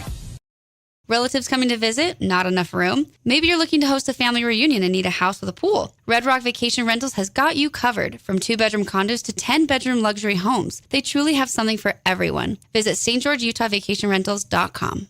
Hey, it's Luke with Udine Associates at American Family Insurance. At Udine Associates, we love insurance so you don't have to. With a quick call, we can get you an instant quote with the right coverages. My team of licensed agents are ready to help you with better insurance from American Family. Give us a call at 435-251-9102. Best Friends Animal Sanctuary in Kanab is open daily for free family fun. Take a tour, volunteer, hike a trail, or bring home a new best friend. Visit Best Friends today for magical memories that'll last forever. Nets on Fire is the place to hoop in Southern Utah. Elevate your game with group or individual training with elite coaching. Hustle to netsonfire.org to learn more and see why so many rising stars hoop at Nets. Nets on Fire, building champions on and off the court. Red Rock Real Estate has over 350 professional realtors in the St. George area that specialize in the local market. Whether you're buying your dream home, looking for an investment property, or want to sell your home for the highest amount, the Red Rock Real Estate team is here to assist you. Get started now. Visit redrockrealestate.com. This cheesesteak is so freshly grilled, you can still hear it sizzling. I can hear it too. Me too. Actually, it's the Oh, cheesesteak? grill. Grilled right in front of you. It's a Jersey Mike's thing. You could wander around a warehouse store forever and never find the one thing that can make all the difference. A helpful face? Now that's something to consider. Everything your local Bucks A stands for is written on our faces. Welcoming, neighborly, knowledgeable. When you're in need of a helpful face, visit one of our 3 Southern Utah locations. Create your own relaxing, comfortable space. Boulevard Home offers the guaranteed best prices on furniture, appliances, mattresses, and more. And buy with no interest financing. Shop Boulevard Home, because home is who we are. Your child's sports journey starts with the City of St. George Recreation. From their first steps on the court or field to becoming a star player, our youth sports programs are here to develop talents and teamwork skills. So get out and play. Check out all the sports and get signed up at sgcityrec.org. From bold statements to subtle compliments, Wilkinson's House of Lighting will help you more fully enjoy all the different spaces in your home. Find us online at shopwilkinsons.com or come in and see what's new. 88 East, 1160 South, just off Main. Flynn Group plays to win. From commercial to residential projects, we deliver the total building envelope. Roofing, glazing, and architectural metals. Championship quality every time. Flynn Group, we've got you covered. Asphalt, we don't often think about it, but we use it every single day. Holbrook Asphalt's innovative HA5 product slows asphalt aging by 67%, making roads last longer and cost less to own. Visit holbrookasphalt.com to discover more. It's time to get your game on with Mountain Mike's oven roasted chicken wings. They're meaty, juicy, in 4 bold sauces ready to tempt your taste buds. Order online or on our app for carryout or delivery. You could wander around a warehouse store forever and never find the one thing that could make all the difference. A helpful face? Now that's something to consider. Everything your local Bucks Ace stands for is written on our faces. Welcoming, neighborly, knowledgeable. When you're in need of a helpful face, visit one of our 3 Southern Utah locations. Fabulous Freddy's is the locals' choice for a full-service car wash. It's fast. Have your car washed in just 20 minutes or less. Fabulous Freddy's always keeps it clean inside and out with 2 Southern Utah locations as well as in Vegas, Lehigh, and Sandy. At Findlay Subaru, we win for our customers. From the first handshake to you driving off the lot, our team runs the perfect game plan every time. Score your next Subaru at Findlay Subaru, 1453 Sunland Drive, on the saving side of the freeway. Nets on Fire is the place to hoop in Southern Utah. Elevate your game with group or individual training with elite coaching. Hustle to netsonfire.org to learn more and see why so many rising stars hoop at Nets. Nets on Fire, building champions on and off the court. Back here at Desert Hills High School, where the Thunder lead 15-7. Devin Dixon, Paul Ratliff here hanging out in our Grass Creek Construction broadcast booth. And we got a lot to do here in the halftime, Paul. We got some cheerleaders, training future cheerleaders and putting on a show. It is a packed house here at Desert Hills for the first home game of the season. And, of course, Tempest Line just performed, and we are having a good time on a football Friday. It's good to have football back. Next weekend we add in the college football week 0. September 9th, NFL season kicks off. It's a good time to be a sports fan. But let's zero in on some stats from this game and react, as it was Timpanogos that scored first. A beautiful slant route. And the quarterback, who had a really good first half, Logan Holloway, made it 7-0 Timpanogos first. Yeah, it was an easy slant. Just put him right on the numbers. It was a precision and accurate throw. Holloway been a good dual threat in this game, running, throwing. He's been keeping the defense of the Thunder guessing. I expect that to continue in the second half. Other stats, I don't have all the stats, but we have some notable stats for you. Deacon Virgin, 12 of 21, 156 yards, 2 touchdowns. Did have the interception, Paulie, but a really good first half, I thought, for Deacon Virgin. Seth Brown, the workhorse, 11 carries, 69 yards, 2 more catches for 56 yards and the touchdown. Seth Brown, big first half. Yeah, Seth Brown was breaking tackles. He was out running people. He was doing all kinds of things as a complete running back does, as he is a workhorse. He's a guy you can hand the ball 25 to 30 times a game and expect no fumbles and a lot of big plays, and he's delivered thus far. I've been really impressed with my first sample of Seth Brown this season. Saw him at Media Day. We played back his clip in the pregame. He's not much of an interview guy. He said, I'm not very good at interviews, but he is very good at football, though. Other quick stats here inside of our Pickle Pad halftime show. How about Isaac Andresen, 4 catches for 40 yards. Tag Britton, 3 more catches, 45 yards, and that 25-yard touchdown over the middle on that little slant, skinny post route. Yeah, that was impressive. I like what I've seen from all the receivers of the Desert Hills Thunder, finding ways to get open. It seems as if there's a layered concept in the passing game, as there's a short, intermediate, and long crossers that we've seen a lot of those routes. We're rolling out Virgin on the run and throwing into the crossing routes. That's been very effective for this Desert Hills offense, as we saw in that touchdown there on the Holbrook Asphalt replay. Yeah, that was Virgin to Britton, and it's 15-7 at the half. So Seth Brown and Tag Britton, the touchdown receptions from Virgin. Looking at our stats, that's brought to you by We Win Injury Law. They will win for you, period. If you've been injured, visit WeWinInjuryLaw.com. All right, Beckham Anderson, by the way, leading tackler for the Thunder, 6 tackles, 4 solo, and he also had 2 pass breakups in the first half. Pretty balanced. A lot of guys doing some nice things defensively for Tanner Baldery and the Thunder. All right, let's take a quick break. Just a 60-second timeout. When we come back here inside our Pickle Pad halftime show, Paulie's going to get you scores from around the region and some notable ones from across the state. That's coming up when we come back at the half. 15-7, Desert Hills leads Timpanogos on the Fan Sports Network and KSLSports.com. Nets on Fire is the place to hoop in Southern Utah. Elevate your game with group or individual training with elite coaching. Hustle to netsonfire.org to learn more and see why so many rising stars hoop at Nets. Nets on Fire, building champions on and off the court. We Win Injury Law was launched with a desire to help people win the cases that they can't win on their own.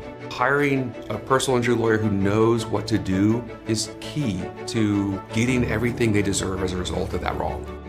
Create your own relaxing, comfortable space. Boulevard Home offers the guaranteed best prices on furniture, appliances, mattresses, and more. And buy with no interest financing. Shop Boulevard Home, because home is who we are. Oh, hello, Italian nightclub from Jimmy John's. Ciao, freshly baked bread piled with Italian-style meats. Hey, hand-sliced veggies. Am I obsessed with this sandwich? Yeah. So what if I am? Jimmy John's. Order online or on the app.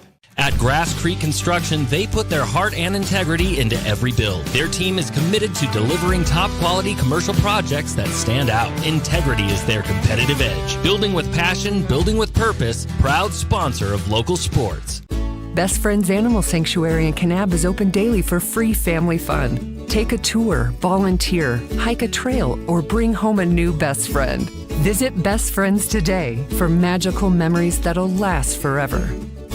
Huge news! Sport Court has a brand new showroom and design center, and it's next level. See why so many are choosing Sport Court here in Southern Utah for top quality basketball, pickleball, and multi-purpose courts. Learn more at sportcourtofsouthernutah.com. Aloha, sports fans. It's Boo and Nick from Honolulu Grill.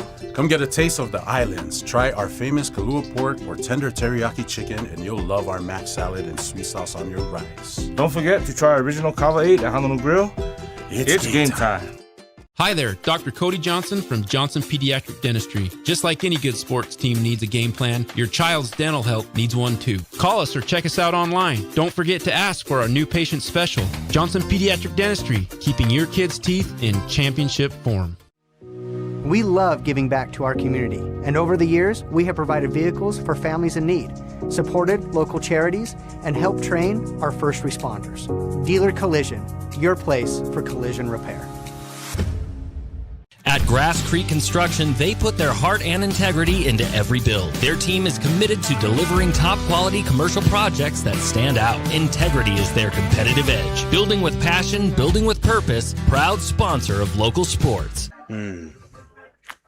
All right. Hey, welcome back, everybody, here to Desert Hills High School. All right, we're getting closer to the second half kickoff. Don't have all the individual stats, but can tell you 178 total yards in that first half of offense for Timpanogos. They did some nice things with Holloway and company. They got a lot of guys going both ways. It's going to be an endurance test. Who's in the best shape in hot conditions in half number 2? Desert Hills leading 15-7.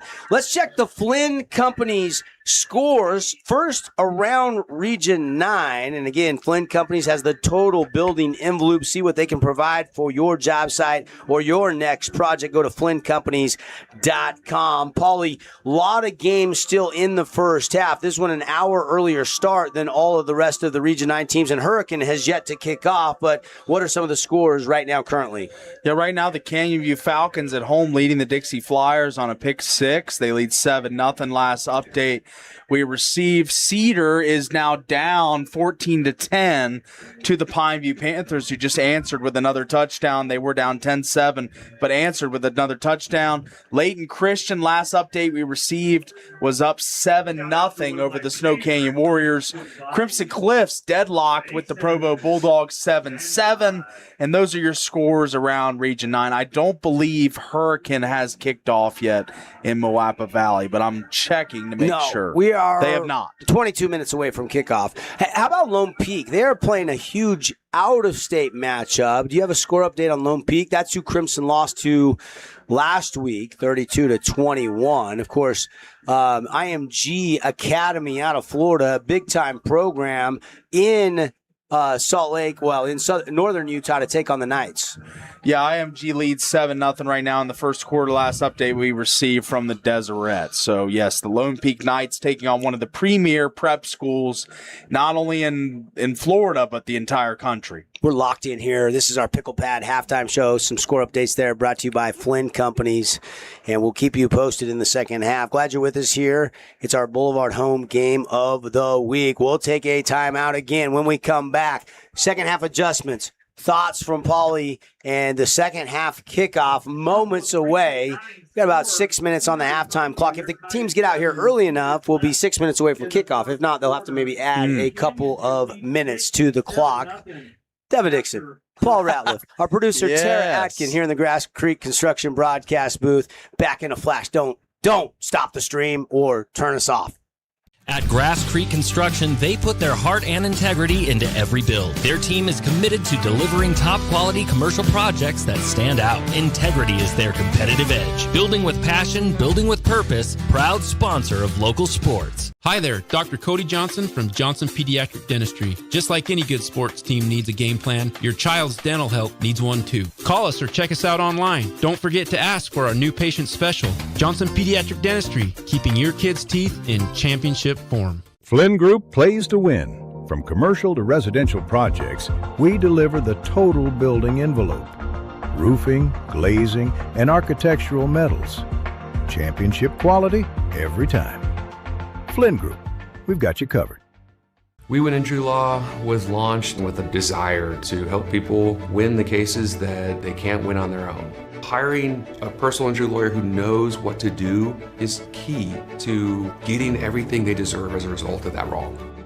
Create your own relaxing, comfortable space. Boulevard Home offers the guaranteed best prices on furniture, appliances, mattresses, and more. And buy with no interest financing. Shop Boulevard Home, because home is who we are. Everest, K2, and now the Mountain by Mountain Mike's Pizza. The mountain-sized pizza is a massive 20 inches wide, delivering 20 slices and a mountain of toppings.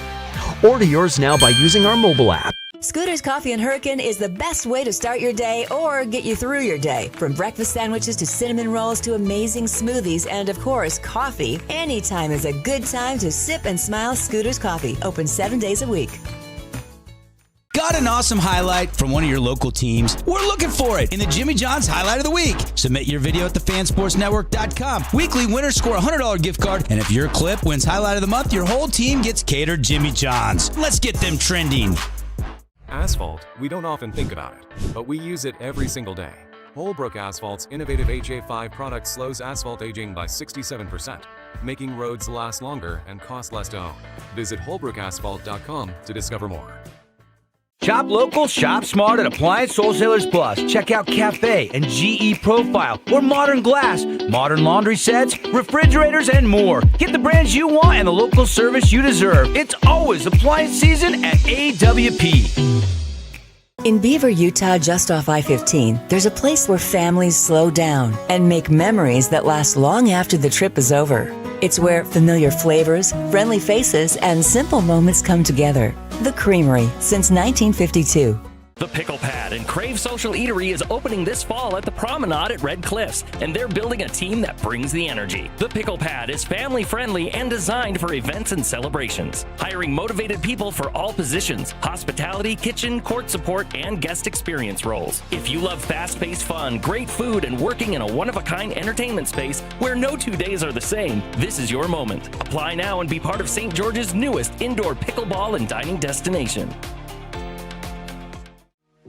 We love giving back to our community, and over the years, we have provided vehicles for families in need, supported local charities, and helped train our first responders. Dealer Collision, your place for collision repair. Scooter's Coffee and Hurricane is the best way to start your day or get you through your day. From breakfast sandwiches to cinnamon rolls to amazing smoothies and, of course, coffee, anytime is a good time to sip and smile. Scooter's Coffee, open 7 days a week. Every young athlete starts somewhere. The great ones start here. Every session is coach-led, age-specific, designed for safety, growth, and real athletic development. Our turf awaits. Well,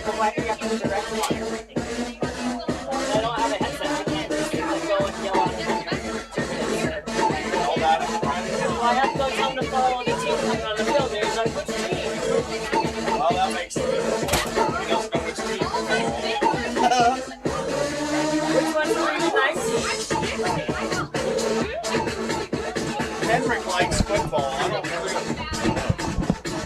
Hey, we're back, everybody, here at Desert Hills. Halftime presented by Pickle Pad. You're going to love it over there in the Promenade at Red Cliffs.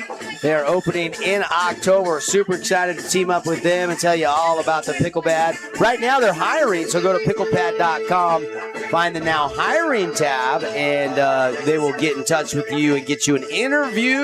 It's going to be a fun place to work and hang out. Check it out, picklepad.com. Devin Dixon, Paul Ratliff. Wanted to, inside of our halftime show, thank a couple of our great sponsors. Again, as always, we're going to be looking for the Appliance Wholesalers Plus Playmaker Play of the Game. Paulie, what's your favorite play, like the leading candidate at halftime so far for that award? Probably the Brown catch and run for like 25, 30 yards for a touchdown. That was impressive. I've liked a couple plays. There's been a couple good ones, but I think the Brown masterclass in the first half is probably my favorite of the plays that I've seen. He's been the most eye-popping, the guy that pops off the page the most in the first half. Let's take a look at Jersey Mike's sub of the game. We'll name that in the post-game show. And the famous Finley Subaru Star Watch. Go see the all-star lineup on the savings side of the freeway at Finley Subaru. Shout out to Texas Roadhouse. We had our first pep rally pit stop today. Shout out Dan, the owner, Danny, the manager down there. Yeah. Cedar High was in the building. We had Ty Hyatt, Coach Camachi, the cheerleaders were there. We had a good time. We gave out rally towels. Yeah. And we will continue to do one pep rally pit stop at Texas Roadhouse all the way, starting with Pineview, our next one on Wednesday of next week, all the way through Wednesday, September 30th, until we get through all 6 of our Washington County schools. Check out our schedule on the fansportsnetwork.com. It's all presented by Short Fuse, Desert Sports Management, and, of course, our friends at Finley Subaru and Texas Roadhouse. That was a lot of fun, Paulie. Great first show. Great performance by you today. Wow, thank you. Same to you, buddy. And waving the rally towels. Yes. The only thing I wish you would have done is Line dance. line dance. Maybe next team. Tara says I can't dance. I can't either. You know, I'm not allowed to dance. Maybe we'll get Tara in the line. The line dancing line. Yeah, get Tara in the line dancing line. I suck. I have no. They were doing what song? Yeah, we had fun. You guys. 10% of all the profit goes that whole day at Texas Roadhouse to that school. So, any Cedar fans listening, if you want to go have some dinner later tonight at Texas Roadhouse, it's going to help Cedar High School. Yeah, love and then that. If you're a Pineview fan watching tonight's game, next Wednesday is your night. Desert Hills will be a little bit later on in the year, and the Desert Hills night, since we're doing the Desert Hills broadcast, and I want to point that out. So, and you'll be able to watch the game. They are going to be airing our games over there at Texas Roadhouse. So you can go eat, hang out, watch the game at Texas Roadhouse as well, which is pretty cool. It'll be September 16th, Desert Hills Pep Rally Pit Stop over at Texas Roadhouse. September 16th. Put it in your schedule. We'll be live from 5 to 6 every single Wednesday for the next 6 straight Wednesdays. All right, second half kickoff. It will be Desert Hills football to start the second half. Let's talk quick adjustments for both teams. You're in the locker room. Your Coach Nielsen. What was his message to the Timberwolves? Yeah, it's got to be stopping the crossing routes and the rollouts from Deacon Virgin, finding wide open receivers with lots of space to run. I think that's the top defensive adjustment for Coach Nielsen. Offensively, let Holloway cook. Just let him throw, let him find open receivers, let him run, let him just be the guy. For the Thunder, keep Virgin upright. He's been really good when protected. And defensively, gang tackle and bring down Holloway and these dangerous skill players for the Timberwolves. We'll see if Virgin has rhythm as it's returnable, and good return by Britton, but then closed the lane on the outside quickly, and he's taken down at the 25-yard line. And that's where Virgin, who had 2 passing touchdowns in that first half and threw for 156 yards. He was 12 out of 21 in that first half. Seemed like he completed more than 12, but those are the numbers. And we'll see if he can pick up where he left off. That first interception, he overcame that and really started to heat up in that second quarter. Did develop some really good rhythm later in the first quarter and into the second. Let's see if that continues and it carries over to the second half here for Virgin and this offensive skill group. Pineview Panthers just add a touchdown, so they are leading over there at home against Cedar. And here goes Seth Brown. He breaks the tackle at the 45. He's down the sideline, 30, 20, 10. Flag down, back in the secondary. It appears to be a big-time touchdown for Seth Brown, a 75-yarder, but will it count, Paulie? There's a discussion right now between the two officials. Let's see if we can see what the penalty is here on the replay. As he's past the second level, I don't see anything there, but let's see what the call is. There is a penalty marker on the turf back at the... He was long past anybody. If they're going to call a block in the back or anything of that ilk. Blindside block. I didn't see it. We'll take another look. We don't have to run the whole thing. Tara, our producer here, see if we can pick up where the blindside block comes. Oh, right there from the backside. Oh, it's way past. It's a block in the back. He's way past. Yeah, that didn't need to happen. That is a little bit of a mistake there by one of the linemen of the Thunder, and that negates a tremendous 75-yard touchdown run by Seth Brown. Unfortunately, it's coming back, taking points off the board. Yeah, that's a tough break for the Thunder. It was right there. Well-blocked play. Yeah, he didn't need to do that. He was 20 yards past him, Paulie. Yeah, the guy that was blocked in the back had no shot of making the play on the ball carrier. Now, you were a lineman. I mean, your job is to block and block and block, and you're just kind of carrying out your assignment. But sometimes you got to know when to lay off. You do, and there's frustrations that bubble over. You get that extra hit in sometimes. There's going to be a rollout, and it's batted down by the Timpanogos Timberwolves. And, man, Shane Equinto almost ended up with a gift wrap pick off that deflection, Paulie. That was close. Yeah, Quinto pretty much tapped this one to himself, almost made a huge play there. Would have had a chance for pick six if he would have got his mitts around that one, but unable to, and now brings up a long to go situation here for the Thunder behind the sticks. Yep, second down and 12. The hold did happen deep into the second level of Timpanogos. So second down and 12 for the Thunder. Virgin going to throw, and that's a takedown in the backfield. It's going to be holding on the Thunder, and that'll negate what would have been about an 8-yard gain. Yeah, that's going to be the holds on number 72, I believe, on the offense. 76, I'm sorry, Cyrus Tofu. No, it's 76. Oh, 72, Bash Tofu, I'm sorry. Yeah. Second down. Oh, maybe you were right. Maybe it was 76 or 72. It's hard to make out the number. It was the right tackle, though. Okay, so it was Bash. Yeah. And the D block in front of us is making some noise. Yeah. How about him? Desert, the crowd is tremendous here for the season opener. Very good crowd. Bustling stands here tonight. 100%. Virgin looking on third down. Hits Brady Christensen. Christensen fighting down outside the numbers to the 32. Flag flies in late. I mean, Christensen's just a big body. He's the epitome of a tight end. Just a big-bodied kid, good hands. And it's just an out route. And he just makes a nice play on the ball and gets upfield. Oh, they got a sideline warning, so the flag won't impact the play. Both teams now have one warning in the game. Official probably got clipped up by a coach or a player.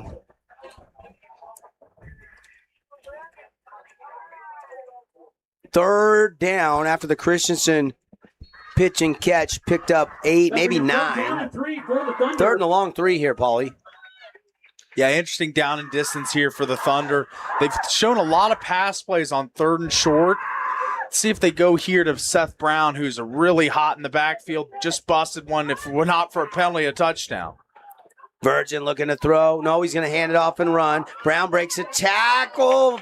Looked like he was breaking a tackle. Second effort's going to get it. Number 53 ends up getting him. That's Nukea. Kaplan Nukea. But like you said, he's going to fall forward and move the chains. That's a fabulous Freddy's. First down. And Brown, I thought that would be the play call. You know, they've been doing a lot of passes, 3rd and 3, 3rd and 2, 3rd and short in general. But that time just stuck it in the gut. of Brown, and he carried him to the first down promised land. Moves the sticks and gets this brand new set of downs. 10-20 left in the third quarter, still 15-8. Play action roll out. Virgin had to throw it probably sooner than he wanted to. Overshot Christensen. And that is because he had a man bearing down in his face, and that was Tavita Maunga. Upcoming for Desert Hill. Tavita's been a good two-way player for the Timberwolves. We've seen him make a couple catches as a tight end on offense, getting some pressure on Virgin in his face on that play.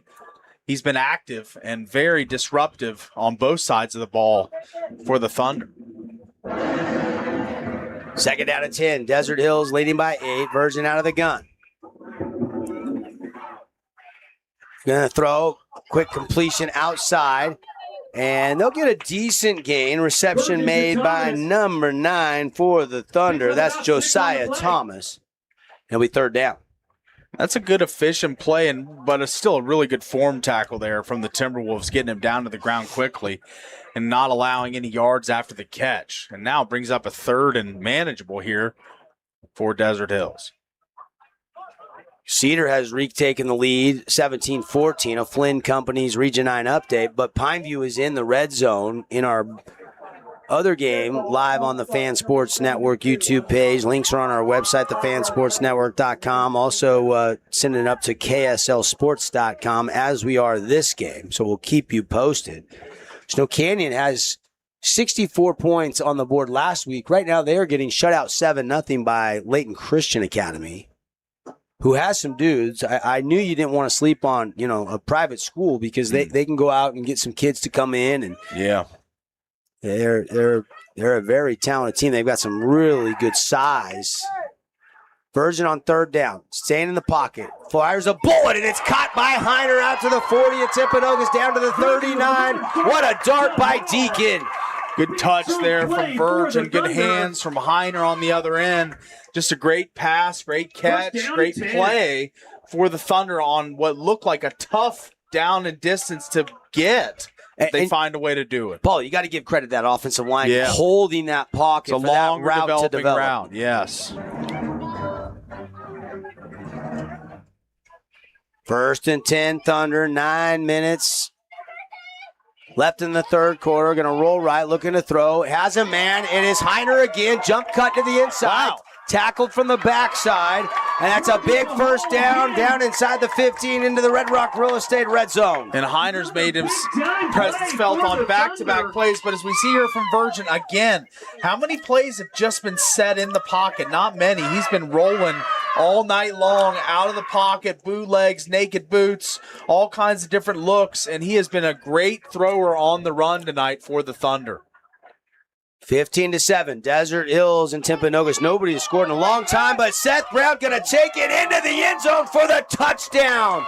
His second of the night and his first on the ground. This one, an 8-yard touchdown run.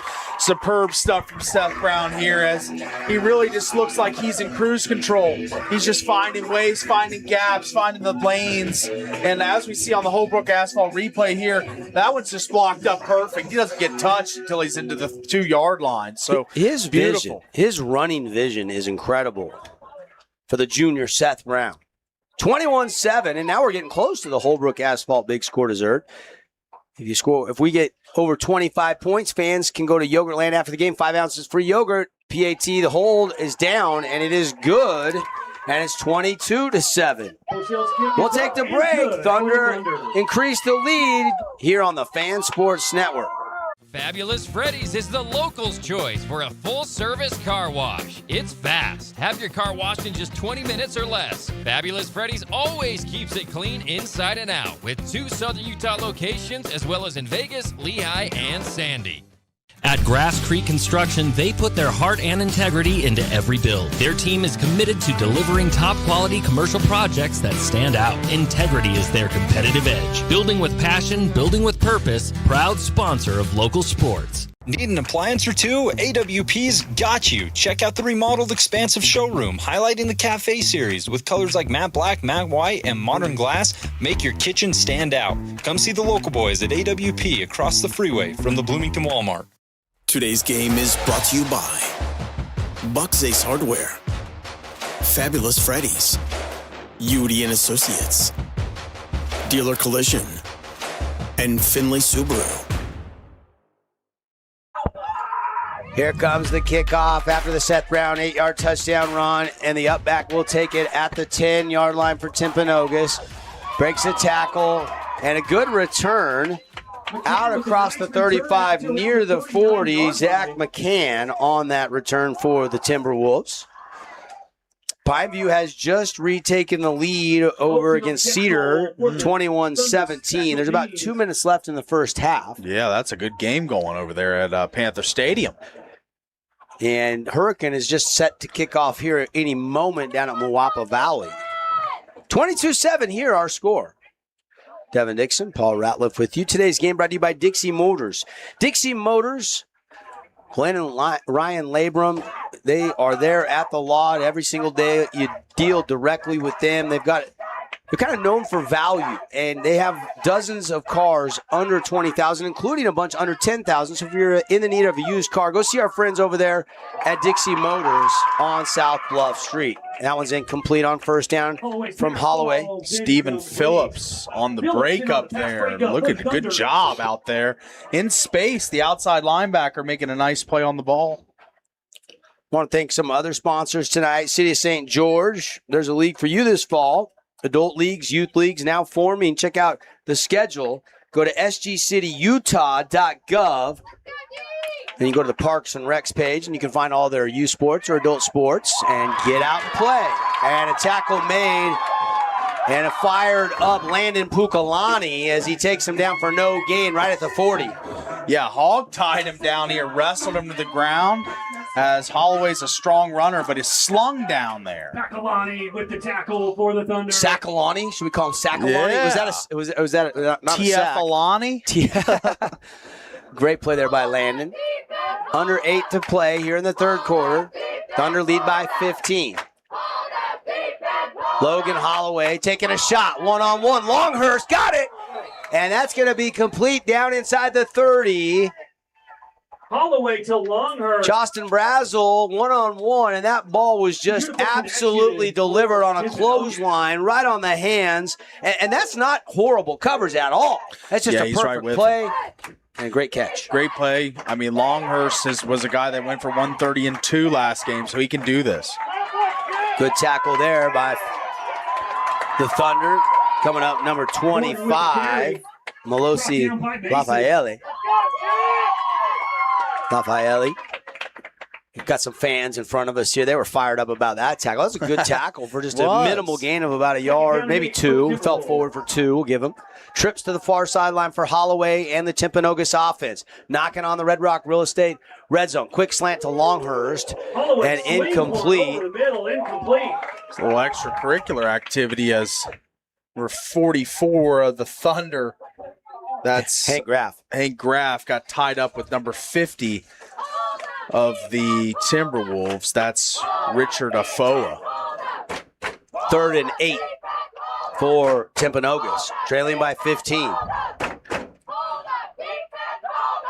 Desert Hills will rush 4. Holloway out route, and it is a good one, and that is complete for a fabulous Freddy's. First down, and just a really good placement on that ball as the outstretched arms of the safety of the Thunder. He's coming over, and it's just out of the outstretched fingertips, and a beautiful placement of that football. Jay Spencer reeled it in. 1st and 10. Tonight's game brought to you by Simply Wisdom Teeth. Keep it simple. That's all they do. Dr. Hendrickson, go read his 5-star reviews. Sedation, the entire 4 teeth removed for just one low price, $8.99, simplywisdomteeth.com. Oh, up and under. Quarterback keeper near the sticks, and he went high in the air and fell down hard on the turf. Yeah, Holloway pretty much ascended up into the air here as he's lifted and kind of thrown down, but it's still going to be an effective run and a first down for the Timberwolves as he takes a little pain there, but he's going to pick up the first, and that's what he was looking for there. Beckham Anderson was the guy that flipped him up into the air and made the tackle. Holloway going to throw. Pressure comes. Phillips after him. It's tipped and incomplete. Ooh, that tip drill for the Thunder. Trying to take control again, get the ball back. That was a grand opportunity, but let's see here now. third down and goal, or is it second and goal? I'm sorry. Second down. Second down. And goal. This is a big offensive sequence here deep in the red zone for Timpanogos, down by 15.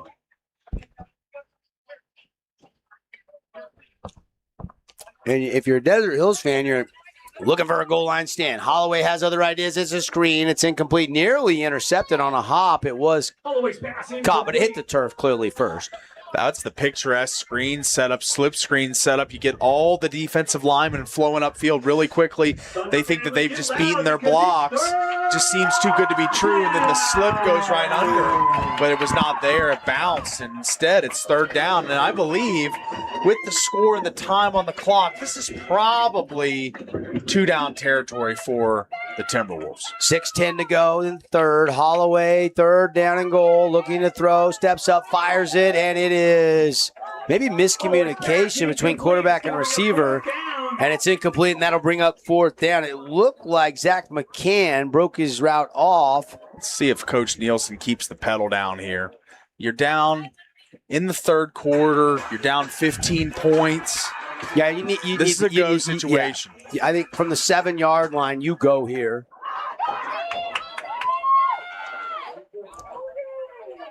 Still a lot of time left. You could take the points. You've already tried a 50-yarder, and you came up short, but that was a 50-yarder. This would be a lot more manageable, a 32-yarder. The slant route in and out of the hands of the receiver, and it's incomplete. And Desert Hills gets a turnover on downs, and the offense will come back out on the field, and the crowd giving some love for the defense. And they roll the dice, and Timpanogos cannot come up with the clutch play. Big play there from the secondary of the Thunder, getting in their hands in there and deflecting the ball again. They deflected a few passes from Holloway now, and they take over offensive possession, and now get a stranglehold on this game if you're Desert Hills. And Coach Baldry, you've got a 22-7 lead.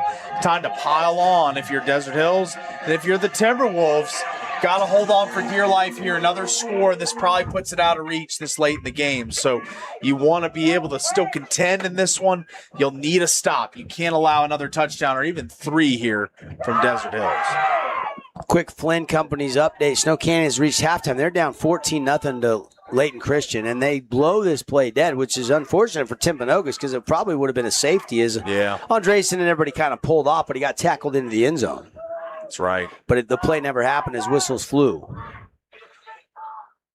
I'm watching Gabe Sewell Jr. over there talking to some guys on defense. He is the linebackers coach. He's got them flying around.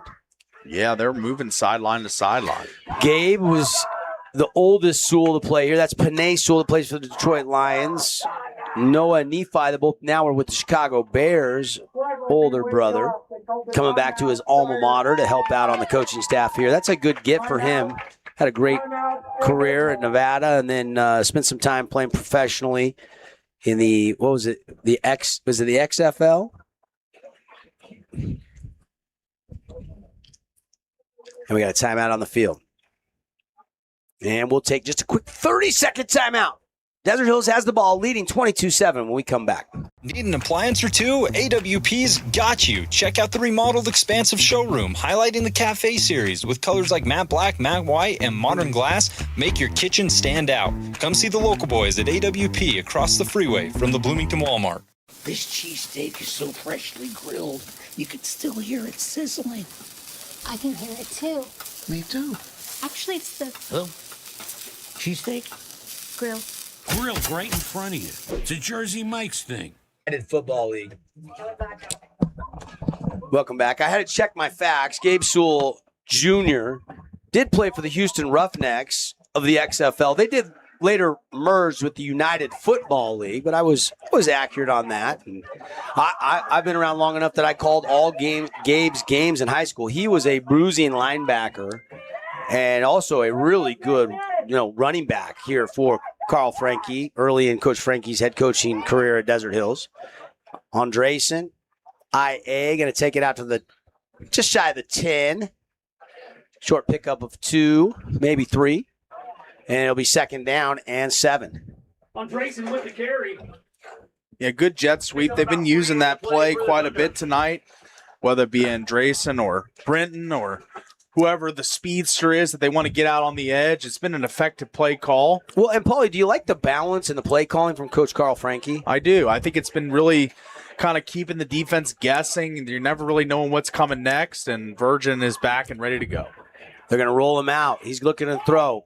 Looking. Now he's going to tuck and run, and he's going to get a couple yards, reach for the sticks. Going to be 3rd down and short after a scramble, pickup of 5, maybe 6. It'll be 3rd and 1, maybe 2. They're going to spot him back at the 15.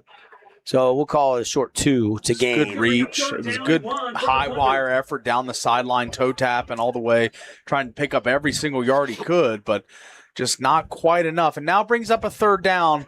That's more important than you'd think for the Timberwolves because they need to get the ball back now. Out of the gun. Deke going to give it to Brown. Brown going to get the 1st down as he's out near the 20. They'll spot him just shy of the 20, and that'll pick up another Fabulous Freddy's. 1st down, and they are on the move once again as it looks like we've got a player down, a Timberwolf down. No, that's a Thunder. Member of the Thunder down. You know what I noticed on that play? If you saw in the middle of your screen there on that replay, great shot there, Tag Britton continues to run hard routes.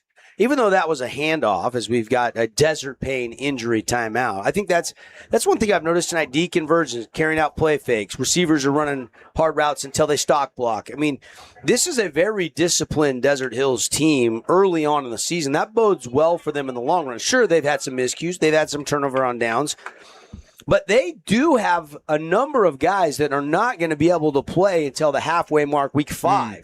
The Berzay boys, Castle and crew.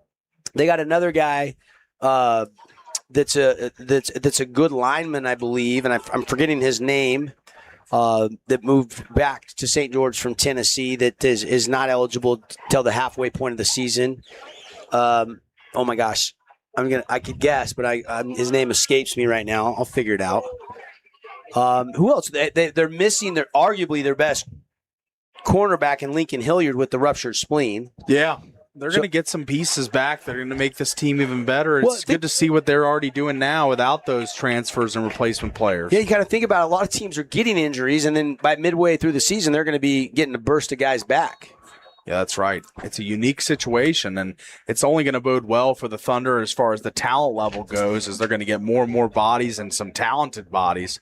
As you mentioned, the Brzee boys, they were super effective for the Flyers last year on defense and offense. So I think there's definitely a spot for those two to play. So we will see how they are integrated into the lineup. We'll also see how this 1st and 10 goes for the Thunder offense. Out of the gun. Virgin trips to the near sideline. 1st and 10, going to throw. Looking to take a shot. Coming back to the ball. Tag Britton. Great adjustment by Britton. That one hung in the air. Britton adjusted, and out near midfield, the Thunder get a big play. That's right. Great adjustment here by Tag as Virgin gets hit pretty hard as he throws, as we're going to see on the Holbrook asphalt replay. He's going to get drilled as that ball's let go, and it kind of causes it to loft up in the air a little bit, but Britton finds a way under it like a great center fielder, like a baseball player just getting under that ball. Well, he is a baseball player. Yeah. Part of that state championship appearing Thunder team. They lost in the best-of-3 series, 2-1 to Snow Canyon, but Britton was a sophomore now, lost his football season last year due to injury, so we never saw him play because he got injured, but he looks 100% healthy, and he has got some speed. And I loved how he came back and found that football, helping his quarterback out. Brady Christensen, catch, sideline, out of bounds, down to the 36-yard line. That'll move the chains. And that's a Fabulous Freddy's 1st down again. And Christensen and Virgin had a nice, fertile connection tonight. It's been pretty early and often they found connections throughout this game. And Christensen is just that, I was talking about it earlier before, just that prototypical tight end body. Big body, nice mitts, bear paws for hands. He's got a lot of speed for a big body like himself. And I like that route ran. Underneath you had Thomas. You had Christensen intermediate, then you had a deep route. Went to the intermediate route, and that was the right decision by Deacon Virgin. He's been very smart with the football tonight. Just had that one underthrown interception. Over the middle. Oh, and can't bring it to the body intended for Heiner, the senior, and that's off a his pocket. fingertips. That's a pocket pass all the way. His feet are set. He's not on the move. Most of his really great throws tonight have been on the run, on the roll. That one was a good throw, but just a little off target, but his feet were set in the pocket. I think he's been more effective, and Coach Frankie's been doing it a lot, getting him out on those rollouts. Second down and 10 for the Desert Hills Thunder. 4:10 left on the Nets on Fire clock. Building champions on and off the court. There is no off season. Get geared up for the upcoming basketball season with some training packages. Go to netsonfire.org.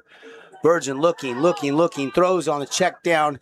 A little arrow route to Britton, and it's off his fingertips. A little bit high there from Deke. Now it's going to be a 4th and long situation. 3rd down or 4th down? 3rd down, I'm sorry. Yep, 3rd down. 3rd down here for Virgin and the boys, as it's a long down in distance, but would love to see them continue to use the crossing routes and the rollouts that have been so effective. I mean, if you could just get one of these really elusive receivers in the open field on a crosser, I think that this is an attainable down and distance. Let's see what they draw up here. Virgin. Sidecar to the left is Brown. They fake it to Brown. Rolling out. Virgin looking. Now he's going to throw late. He's got a man behind the defense, and it's incomplete. There's flags all over the field. I think he was past the line of scrimmage. The whole body. Yeah, he was past, I think. We'll take Let's another take a look on the replay. Yeah, the line of scrimmage is the 36-yard line. Yes. And the pump fake, yeah, he's passed. He is passed. Yard passed.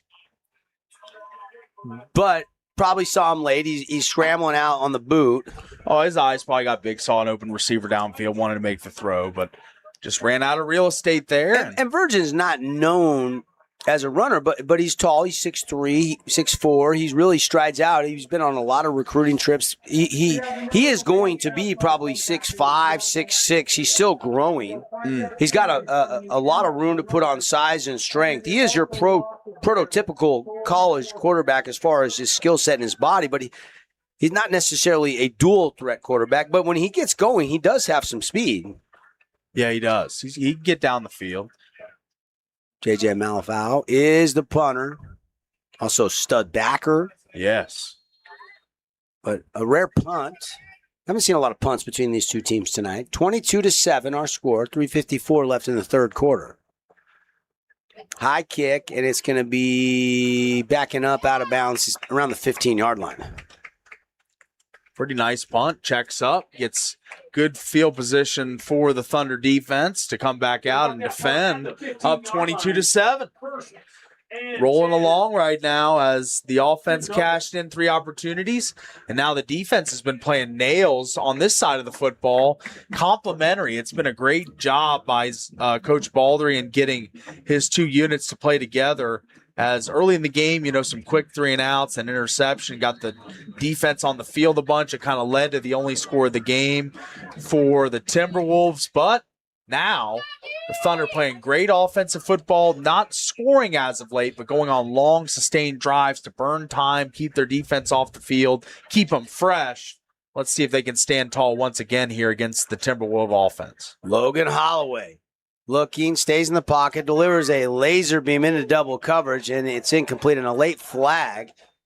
And it looks like it's going to be one of the Thunder DBs getting there just a little bit too early. Now, Timpanogos, the last 3:39 of this third quarter, they need to get some things rolling. With that 4th down stop deep in the red zone that last drive, they're still down. They need 2 touchdowns plus a good PAT and a 2-point to just tie this game. There's still time. If they can go down and score, that changes the whole complexion going into the fourth quarter. Absolutely. Make it a 1-score game. It would change the entire complexion of this entire ball game. Holloway rolling to the right. Dumps it out underneath. And it's incomplete. It looked like Jay Spencer didn't do him any favors there. That was a good ball from Holloway.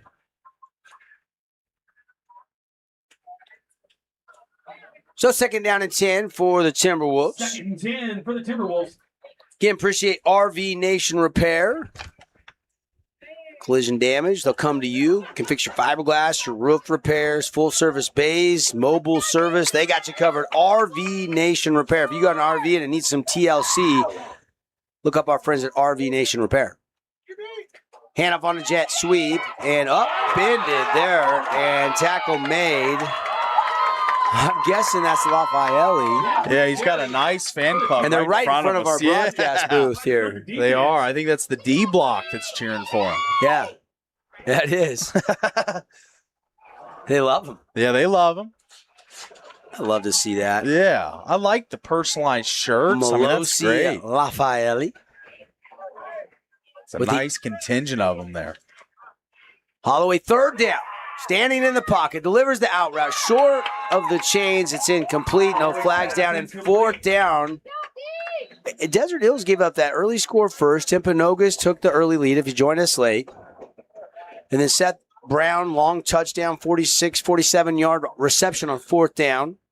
They bobbled the extra point. They threw a fire drill 2-point conversion. Brady Christensen catches it. It was 8-7. And then they throw a 25-yard touchdown. Deacon Virgin finds Tag Britton.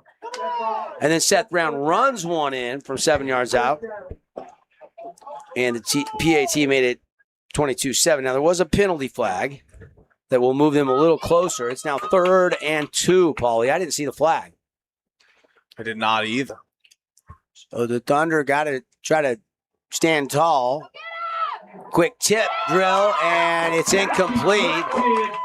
Tip by number 47 of the Thunder. And that's a big-time breakup there by the defense, and it's fourth down. That's Colston Lopes, the junior defensive end, 6'2", 205. That's what they always tell you as a defensive lineman. If you can't make the play, get your hands up. Try and get in front of the ball. Try and knock it down. You can't make the sack, can't make the big play, the forced fumble, then just get those big hands up. Holloway out of the gun. Throwing a lot of passes tonight. They've kind of abandoned the run game a little bit. See if they go up top again. They do. Quick pass. It's converted. first down, out across the 42 to the 43, and then driven out of bounds near the 43-yard line. And that'll move the chains.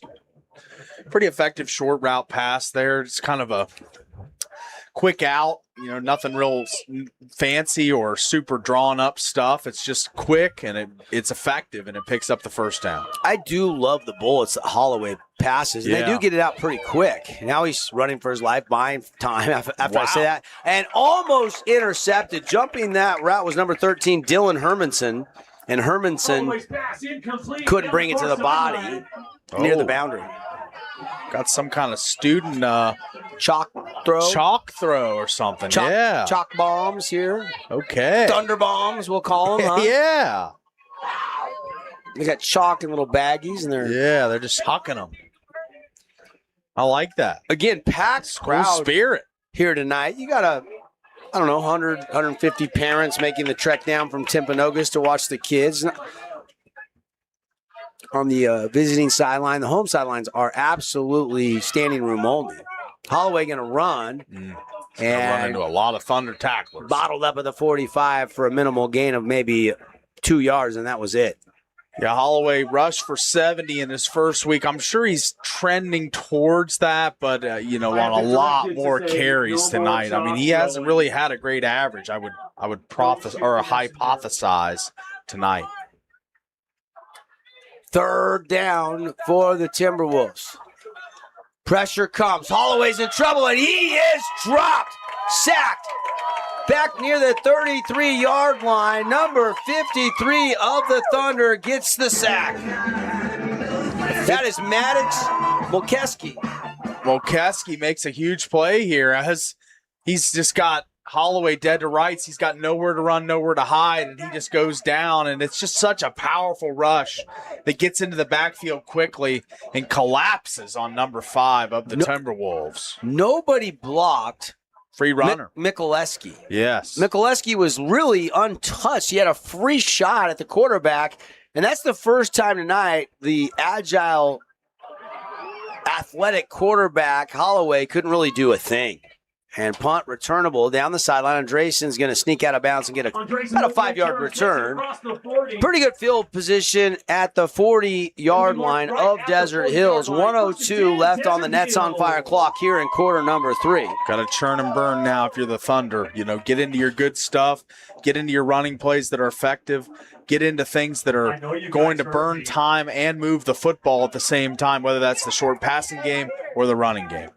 See if they try to burn a little clock here and get to the fourth quarter. Maybe get, a little 3-4 yards in a cloud of chalk.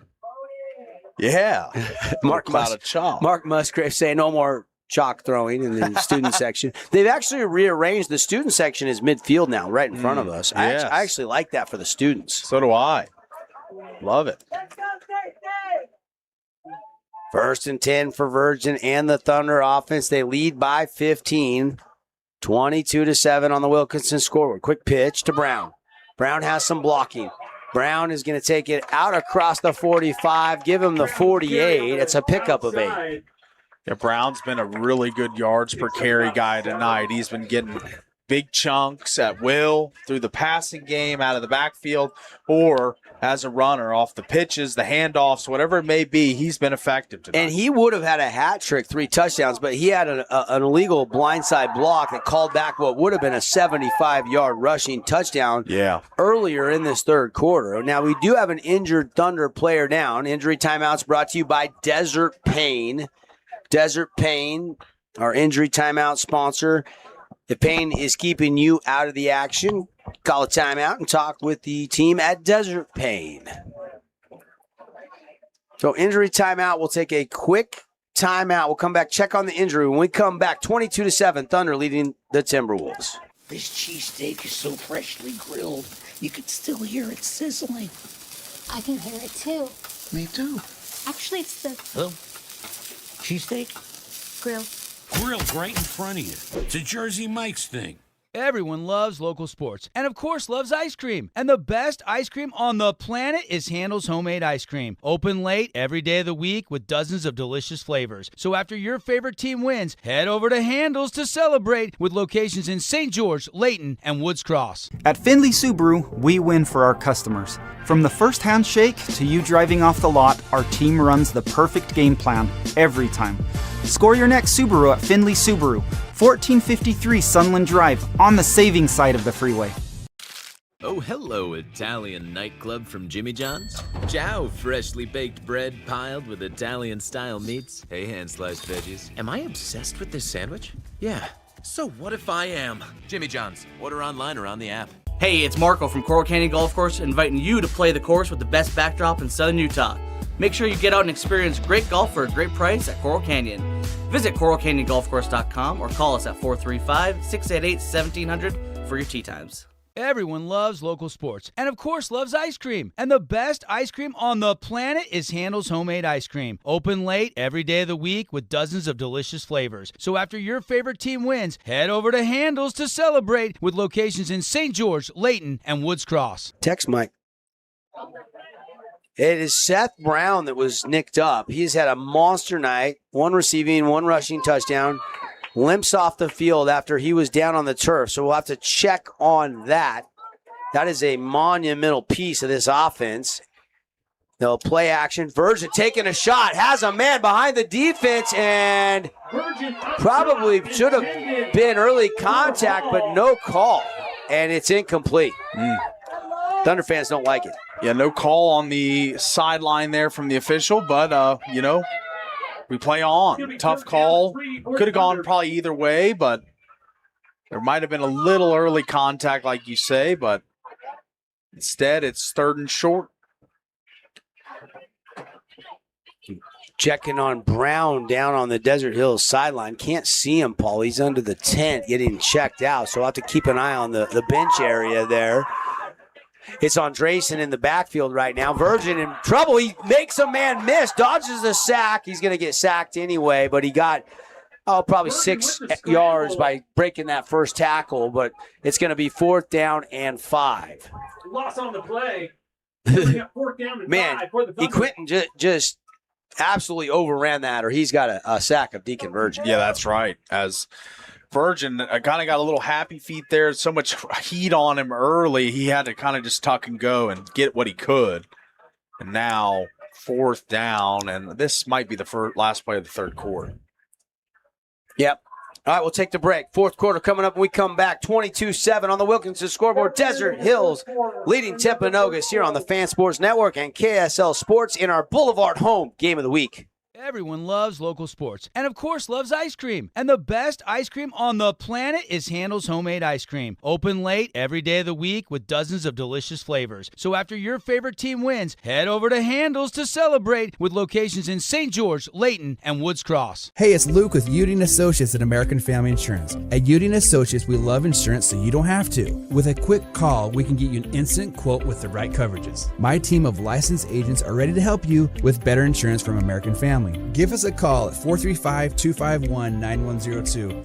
At Findlay Subaru, we win for our customers. From the first handshake to you driving off the lot, our team runs the perfect game plan every time. Score your next Subaru at Findlay Subaru, 1453 Sunland Drive, on the saving side of the freeway. Own property and want to rent it? Then you need the right team with 13 years of local experience.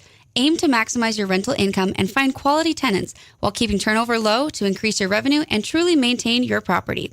Learn more at redrockpropertymanagement.com. See? Hey, we're back, and they're still down there on the sideline, and Brown is not visible to our camera operator, so they're still checking on him, and punt unit on. And kick is returnable inside the 20 for the Timberwolves. Makes a man miss, makes another man miss, but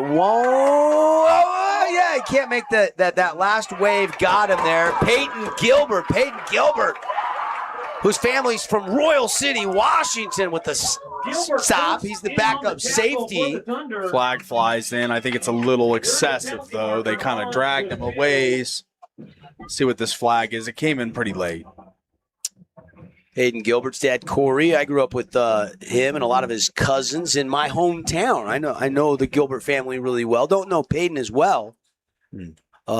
But that was a great special teams tackle right there by Gilbert. There was a post-play foul, and it's a personal foul against the Thunder. So that's going to give Timpanogos a little bit better field position.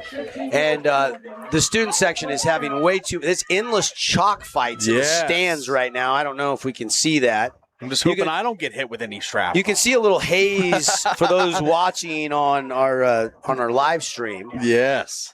As it's a little hazy. Looks a little smoky almost. It's like an NFL game when they do the pyrotechnics before the kickoff. So Timpanogos, after the penalty, will set up at the 35-yard line. Here comes Logan Holloway.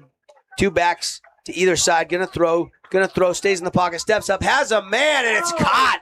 What a great leaping catch. Takes a shot, Jay Spencer. Spencer's been a guy that's a two-way player that's made a lot of plays on both sides of the field, and none bigger than that one in this context of this game because they need points and they need them in a hurry. Paulie, Jay Spencer put the defender on skates. He did. He ran the post back to the corner. That's right. Luckily, the safety over top there to make the tackle. That could have been 6. And that one thrown incomplete.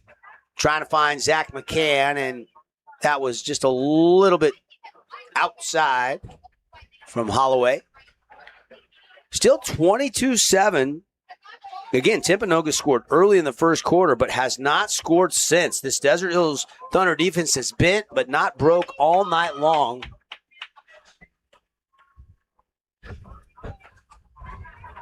And Holloway going to throw again. Rolling to this right. Stops, sets his feet, delivers a deep ball, but man, too much mustard on that dog. And it's incomplete down inside the 5-yard line near the goal line. Yeah, that was lofted up and just kind of a prayer ball there, not really hoping for the prayer to be answered. But unfortunately, this ball just a little long for the receiver as just too much air on it. Originally, I think it was just an out route. It ended up being an out to the up. Yeah. But I don't think that was by design. That was improv by the receiver, and Holloway just led him a little bit too far. Holloway now on 3rd down, rolling, going to run. Cuts back at the 37, and he's drilled down. Smothered there. It's a short gain of just a couple. Short gain on the play for the Timberwolves. Yeah, Holloway. That's Pukalani on the stop. That's a good tackle from a very elusive dual-threat quarterback. Yes, I mean, Holloway, he's shown his ability in the open field to make guys miss, to put guys in the spin cycle. I mean, he's shown all the moves, and that time he tried to slow up, stop, change direction, and he was slammed to the turf by the Thunder defense. 4th down, Wolves got to go for it. Holloway going to throw. Sets his feet, ball in the air, and he's got his man. Beautiful catch over the shoulder, Spencer, and a dime drop by Holloway, and Timpanogos is back in business with 10:31 to go here in the 4th quarter. Back in business and got some prime real estate inside the 5-yard line in the Red Rock Real Estate red zone. As what a shot that was from Holloway. Put him right on the numbers with a defender in his grill. I mean, not an easy play to make, and he's going quick here. And it's incomplete. They do go quick. They go quick. Not a lot of time for us to catch up.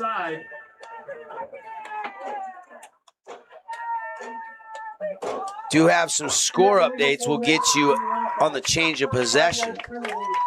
Paulie and I keeping tabs. Our Region 9 updates brought to you by Flynn Companies.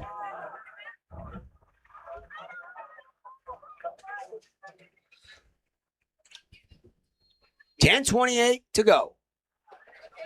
Here in the 4th quarter now, 15-point lead. By the way, the Desert Hills volleyball team is hosting a 4-team Desert Challenge. You can stream that on the fansportsnetwork.com as well. And that's caught in traffic. A lot of people crossing the route. DB couldn't get to it. Receiver did, and that is a touchdown reeled in by number 10, Zach McCann. And McCann's been a guy, a dude, that has been making plays throughout this game, both sides of the football, and none bigger than this one here as we see on the Holbrook Asphalt replay. 3 defenders, 3 members of the Thunder defense in the area, but it is none other than McCann that comes up with the football for 6. Here goes the 2-point try. They got to convert this. Get one of these, right? To try to make it a 22-15 lead. They throw, and it is incomplete. Maunga could not bring it in. A little bit behind him, and the lead will stay at 22-13. It's a 9-point Thunder lead when we come back to Desert Hills High School here in the 4th quarter. Own property and want to rent it? Then you need the right team with 13 years of local experience. Aim to maximize your rental income and find quality tenants while keeping turnover low to increase your revenue and truly maintain your property. Learn more at redrockpropertymanagement.com. From bold statements to subtle compliments, Wilkinson's House of Lighting will help you more fully enjoy all the different spaces in your home. Find us online at shopwilkinsons.com or come in and see what's new. 88 East, 1160 South, just off Main. Hey, it's Marco from Coral Canyon Golf Course inviting you to play the course with the best backdrop in southern Utah. Make sure you get out and experience great golf for a great price at Coral Canyon. Visit coralcanyongolfcourse.com or call us at 435-688-1700 for your tee times. Today's game is brought to you by Boulevard Home, Simply Wisdom Teeth, Grass Creek Construction, and Texas Roadhouse.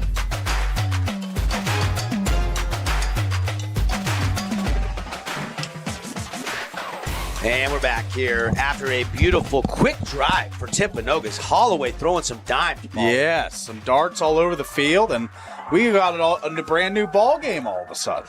Flint Company's Region 9 update brought to you by our friends at Flint Company's 21-17 Panthers. They're into the 3rd quarter over at PVHS. Last report, early 3rd quarter, Pineview over at Snow Canyon, they trail 14-0 in that game against LCA, Layton Christian Academy.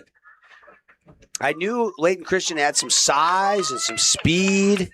Yeah, 14-0 last update in the 3rd quarter. And Olsen just threw an interception, so another drive stymied for Snow Canyon. Canyon View leads Dixie 28-6. That game is at halftime. Might be a long season for the Flyers, unfortunately, for our good buddy Will Liebert in the 2nd year. That's right.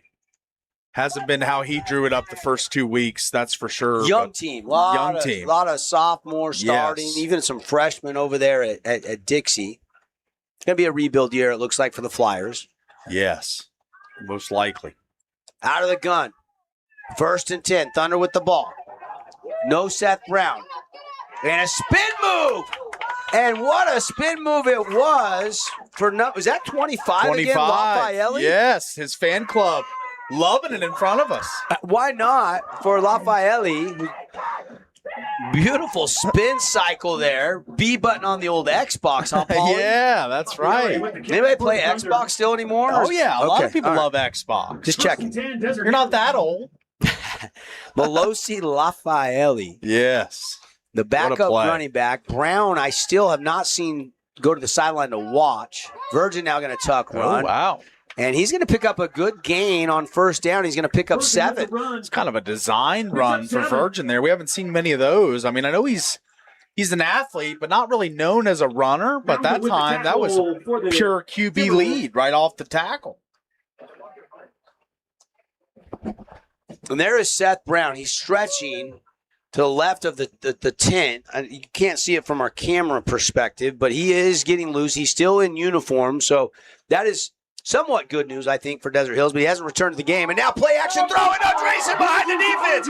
Isaac Andreessen inside the 20. And Desert Hills gets a dime from Deacon Virgin. And that's a strike, a dart, however you want to put it, right on the hands of Andreessen. And Virgin's really been great on the run. I've emphasized this a few times tonight, but his on-the-run passing has been almost more accurate than in the pocket. Yeah, I mean, it was 12 of 21 at the half. We'll see what the final numbers are. But that was a beautiful rollout throw to his throwing hand, rolling to the right side. And Andreessen with that speed behind the defense, and Virgin puts it right on him. First and 10 inside the Red Rock Real Estate red zone handoff, and Melosi Lafayette is stuffed for a loss of 2, 3. Where are they going to spot him? 3. That came right up the A gap. That was blown up. Yes, there was not much chance for that play from the get-go. Timpanogos. And Thor's hammer is out, and the press box is literally shaking momentarily while they're jumping around here. And I wanted to give credit to who made that tackle in the backfield. I mean, I think it's the player that might be slow to get up. 8:35 on the game. It's 53 for Timpanogos, and he has had a whale of a night. Kaplan Nikea, and I can't tell if that's who's slow to get up or not. Couple of Region 9 scores. It is. It is. Dixie, 28-6 at halftime. So the guy that got that big TFL and blew that play up, Nikea, slow to get up. He'll have to come off for at least one play. He's walking under his own power, which is good news for Coach Nielsen. But Timpanogos, with 8:35 left here in the fourth quarter, after the failed two-point try, find themselves still down 22-13. So it's a two-possession game here, 9-point lead. Yes. And Desert Hills knocking on the door again. But they are backed up to second down and 15. That was a loss of 5 from the spot, Paul. Yeah, it was. A big loss, but still an opportunity here, just second down, an opportunity to pick this up. Nikea almost took the handoff. Virgin going to have to throw here. Pressure comes. He is hit. It could be a pick. It is.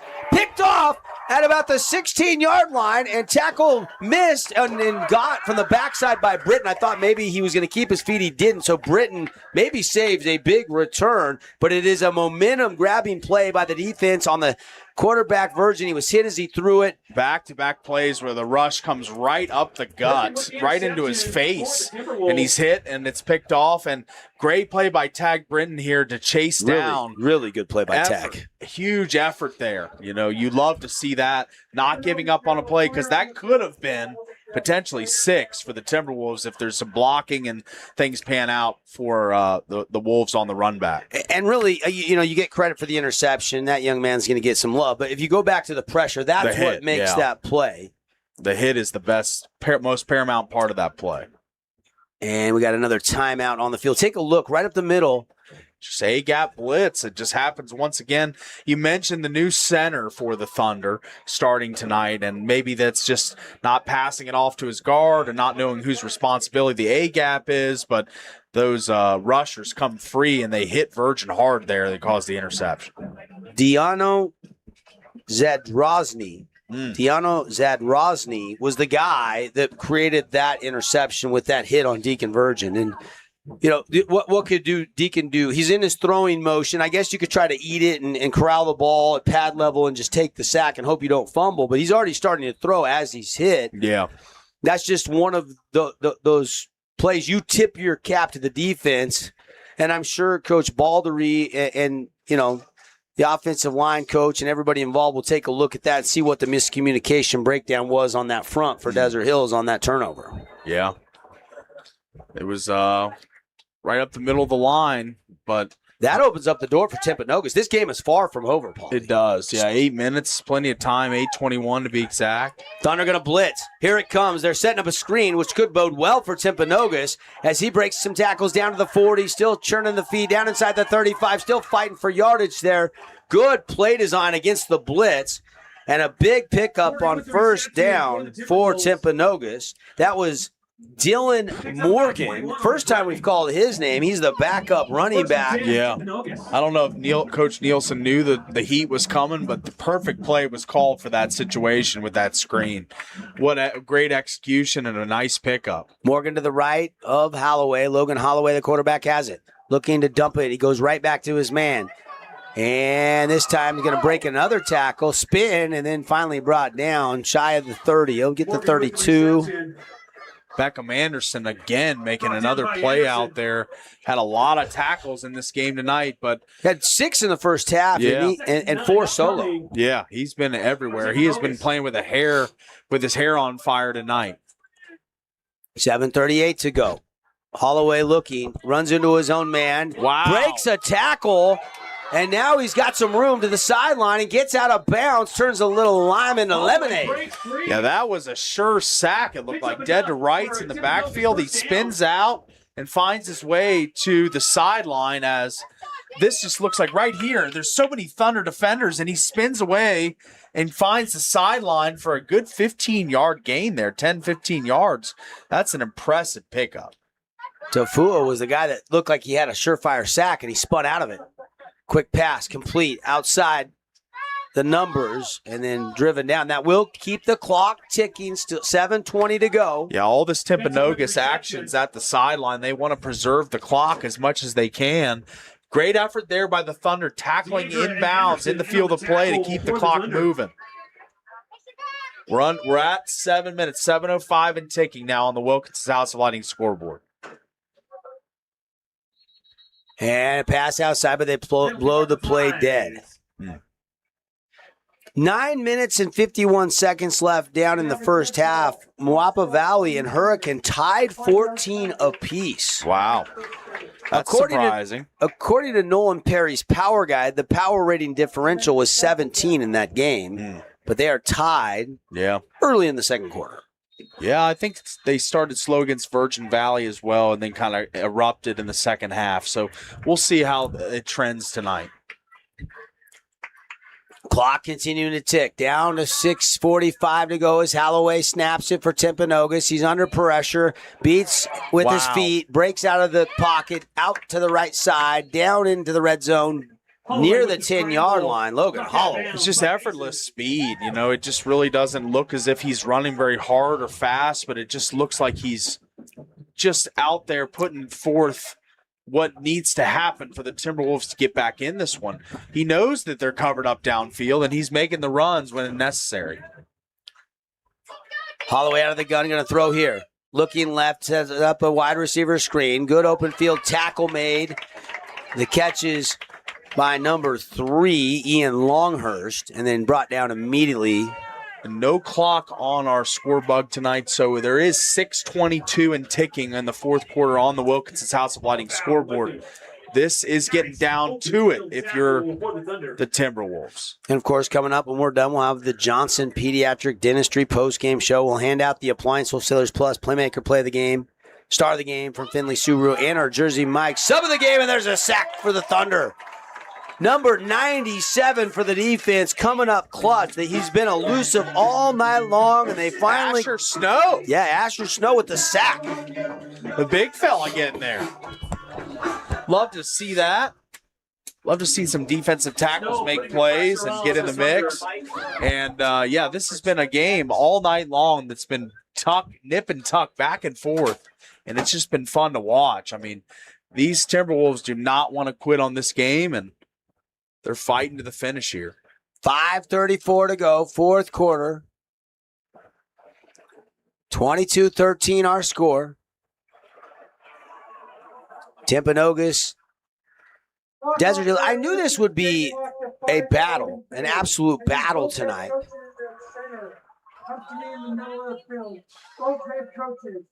Uh-oh, we got tempers flaring. Both coaches are getting called to the middle of the field, Paul. And I didn't see what stemmed from this. Coach Nilsson want to know what's going on. Tanner Baldery has made his way onto the field.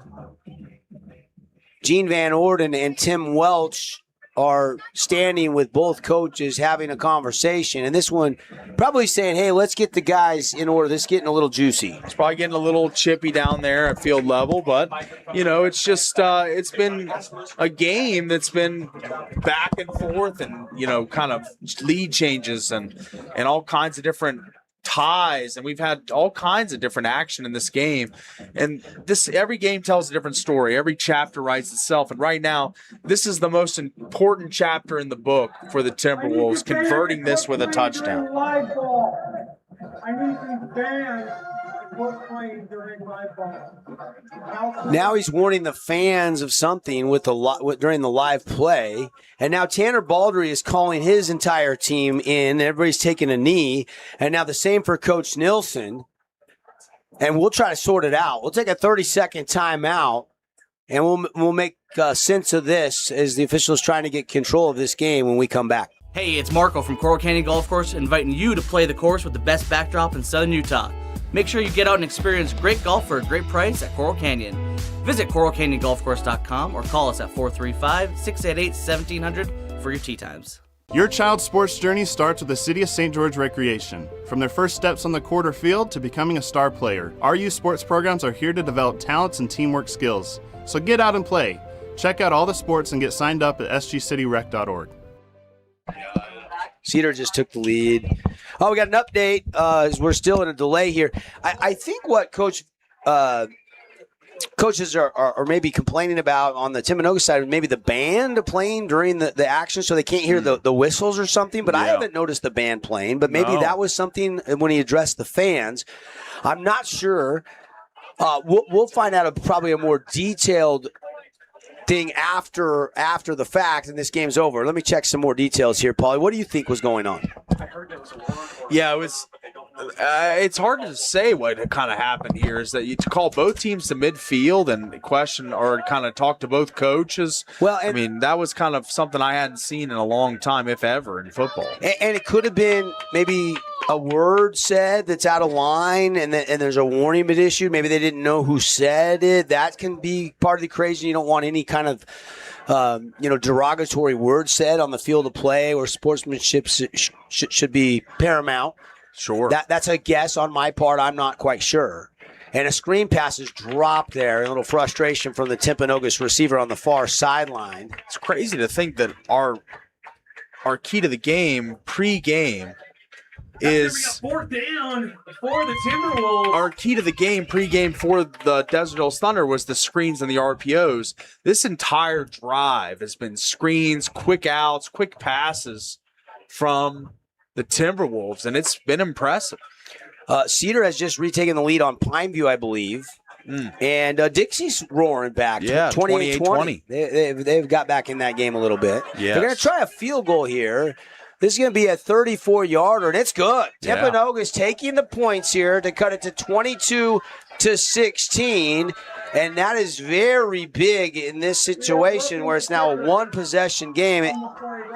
And we got a roughing the kicker, which will be assessed half the distance, and it's an automatic first down. So now Timpanogos can take the field goal off the board, and they can try to get the touchdown here instead of the field goal. Wow, that roughing the kicker looms super large. I mean, this game is... Take another look. We were following the ball there. We didn't catch the hit there to see how excessive it was. But they will most likely roll the offense back out there on an automatic first down after the 15-yard penalty, yeah. Gotta call that a big break. I mean, I know the penalty was committed, but that is massive. You've got an opportunity for 7 here. Cut this to a potentially 1-point game. This game is not over yet. Devin Dixon, Paul Ratliff here in the Grass Creek Construction broadcast booth. Thanks for watching tonight on the Fan Sports Network or KSLSports.com. Here's Logan Holloway. Back shoulder and couldn't bring it in.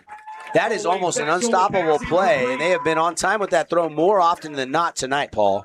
Yeah, they found their way to get the ball in the hands of their receivers on that quick fade, quick slant, quick out. They've done a lot of action to the sidelines, and I'm not surprised that last play was to the sideline once again in the end zone. But let's see if they're able to connect on one of these, or if Holloway just does it himself at this close a distance. I think he could probably get moving and try and run one in. Man in motion, McCann rolling to the right. Holloway stops, recourses to the left. Uh-oh. Now he's going backwards, and he's going to throw it away. He's just got to get it past the line of scrimmage, and it is incomplete. Good defense there. It looked as if it was a sprint right. You know, he was sprinting out right, trying to get a run play, a design run started there.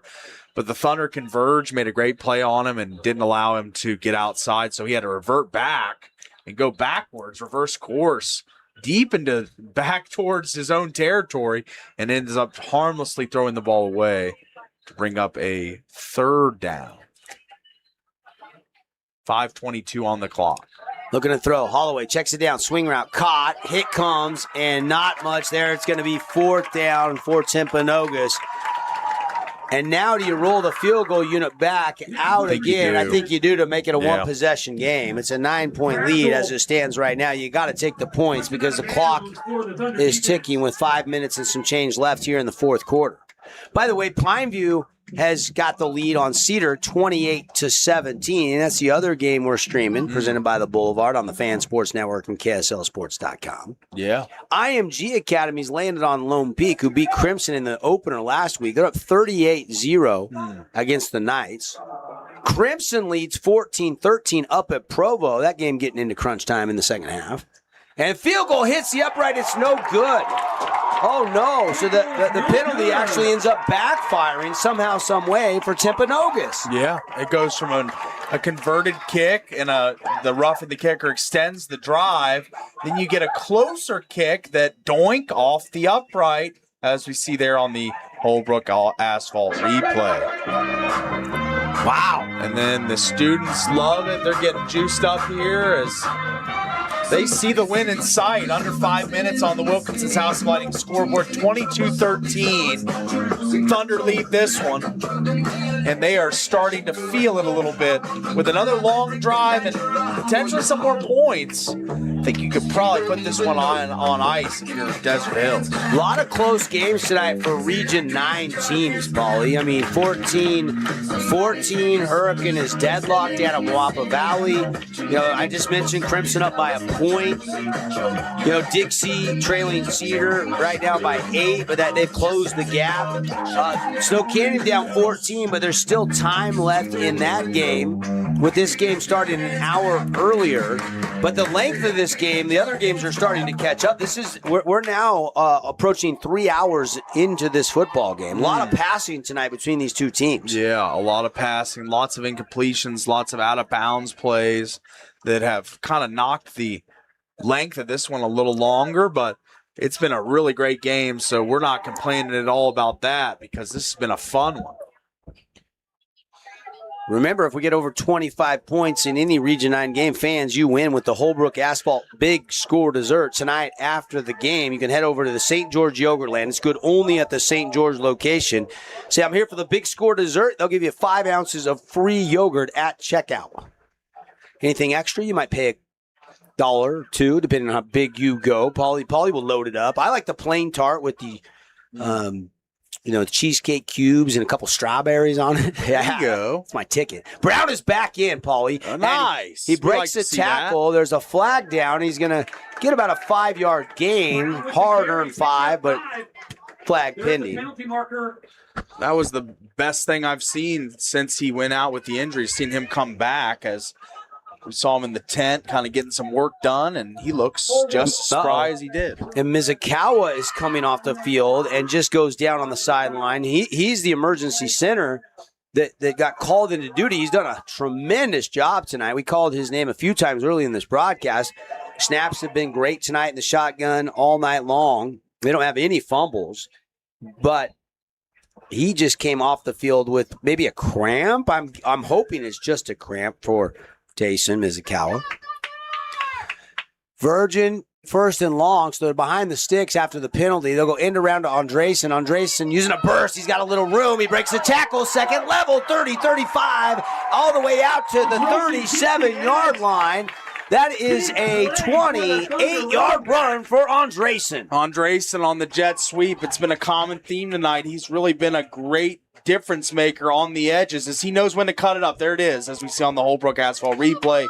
He sees the seam, and he becomes the seam as he just shoots through there, picks up a nice chunk play for the Thunder. And with Brown back in the game, that kind of opens that play up for Andresen. And they didn't hand it off in front of Virgin. It was actually behind the handoff, so a little variation of that fly sweep. Britton goes in motion, draw play, and it's Seth Brown. Seth Brown looks healthy. He's back in the game, and he is going to be taken down, but not before he gets a nice gain of 8 yards out to the 45-yard line. Timberwolves ripping at that ball, trying to force a fumble any way they can. I saw multiple tacklers going for the football instead of trying to take down Brown as we get under 4 minutes at 3:30 left in the game. It's desperation time for the Timberwolves, down 2 scores here. Again, going to name our Jersey Mike sub of the game. Stop by Jersey Mike's, get up Mike's way. Here near the conclusion or in our Johnson Pediatric postgame show. We'll also pick the star of the game from Findlay Subaru. Is that Seth Brown tonight or Logan Holloway? It's still in limbo. Yeah.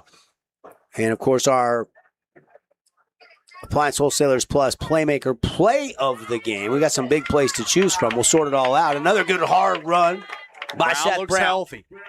And that's a fabulous Freddy's. First down, and he's turning those legs, turning and burning them as we get under 3 minutes now, and this becomes the Brown show, the Seth Brown show for the Thunder. They just salt away this win with your running back that's been the focal point of the offense tonight, running the football, catching the football, doing everything. I say he's not a guy that puts the ball on the carpet, so just keep on feeding Seth Brown. Brown is to the left, sidecar of Deacon Virgin. Deke going to give it to him again. A little hole opens up, and Brown hits it. He's second level down across the 35 inside the 32-yard line. He's a little slow to get up, get some help from a teammate. He's trying to close this out, but he's starting to limp again. Yeah, maybe re-aggravated something that was nagging him earlier. But, man, you got to give a lot of credit to Seth Brown for the effort tonight. Absolutely. It looks like he's dealing with something, but he's been running super hard, putting his team on his back, and he looks like he's trying to get back in the huddle, but his coaches are saying, no, take your seat or get right first before you go back in. We do have a Desert Pain injury timeout. There is a Timpanogos Timberwolf. I can't see the number at about the 45 of Timpanogos down. Again, if you're in pain, go see our friends at Desert Pain here in St. George. We'll take a quick injury timeout. Be right back. Desert Hill's trying to milk the clock here, leading 22-13 on the Wilkinson scoreboard with just 2:46 left on the Nets on Fire clock. Your child's sports journey starts with the City of St. George Recreation. From their first steps on the quarter field to becoming a star player, our youth sports programs are here to develop talents and teamwork skills. So get out and play. Check out all the sports and get signed up at sgcityrec.org. Need an appliance or two? AWP's got you. Check out the remodeled expansive showroom, highlighting the cafe series with colors like matte black, matte white, and modern glass. Make your kitchen stand out. Come see the local boys at AWP across the freeway from the Bloomington Walmart. Huge news! Sport Court has a brand new showroom and design center, and it's next level. See why so many are choosing Sport Court here in Southern Utah for top quality basketball, pickleball, and multi-purpose courts. Learn more at sportcourtofsouthernutah.com. Today's game is brought to you by Boulevard Home, Simply Wisdom Teeth, Grass Creek Construction, and Texas Roadhouse.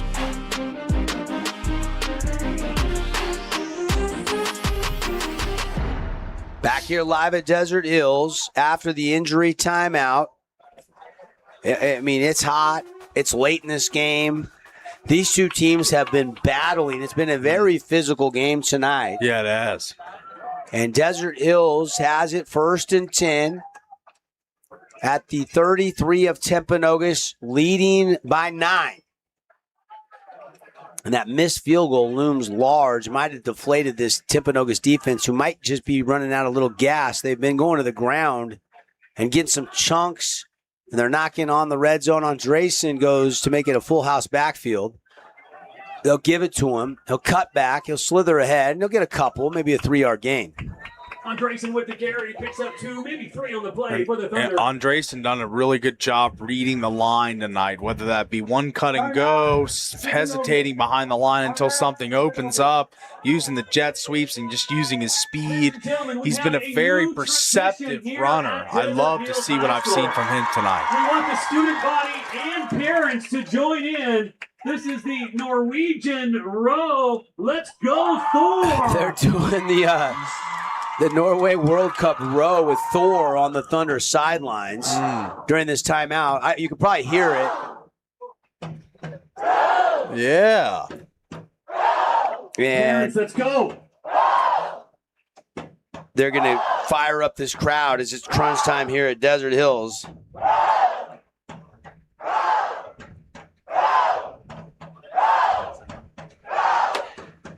They're speeding it up. Yeah, they're speeding it up. I like it.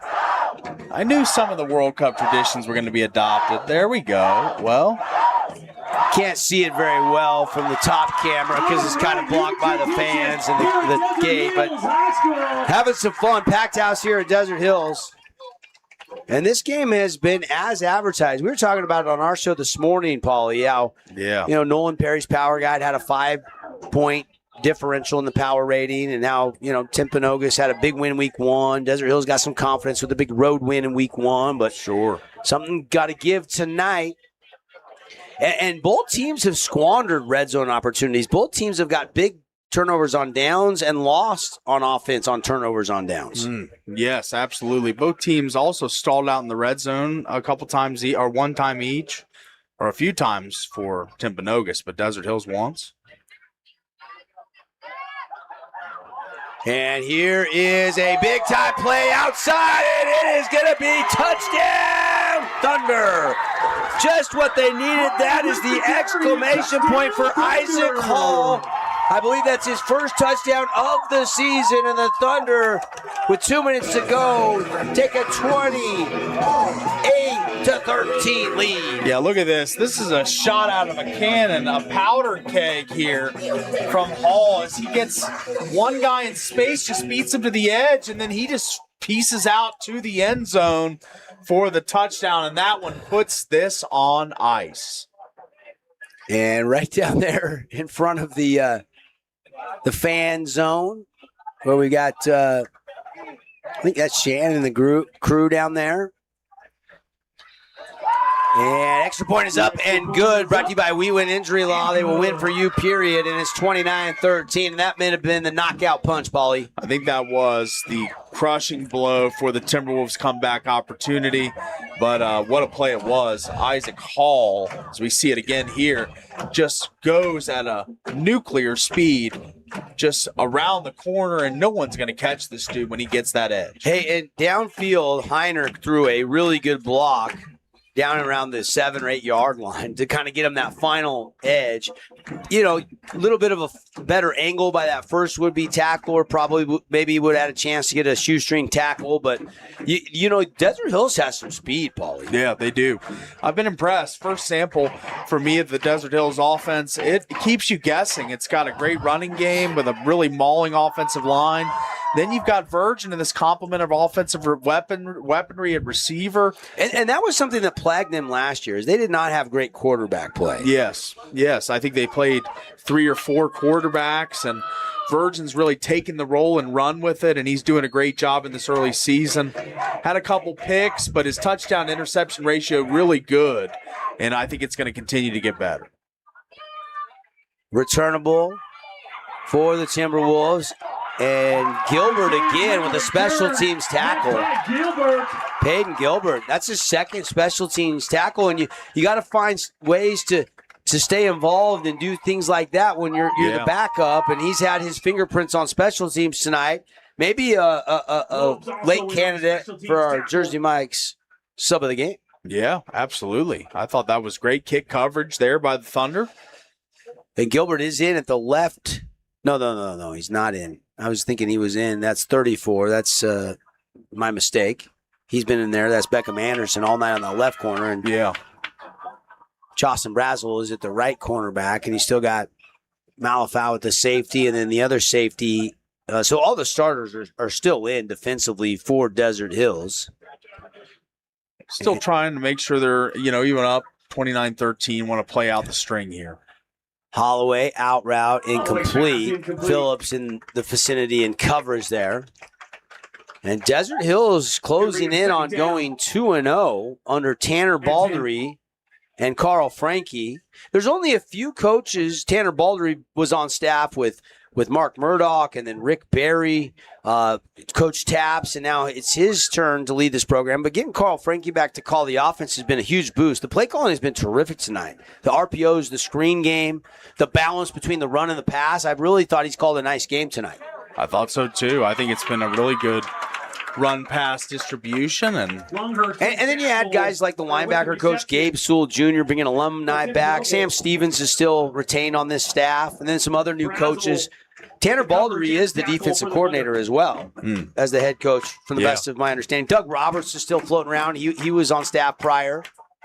So not an entirely new staff, but about half of them are new coaches, half are holdovers from Coach Taps and Coach Barry. Coach Barry, of course, won a state championship just a couple of years ago and then rode off into the sunset to Southern Virginia, was the defensive coordinator there for a couple seasons, and actually just went out on an LDS mission with his wife, Kay. So shout out to the Berries, probably watching over in Hawaii where they got called to serve. Is that a great place to get called to serve or what? Yeah, pretty good place, I'd say. Yeah. Nobody. If you've never been to Hawaii, go. It's so beautiful.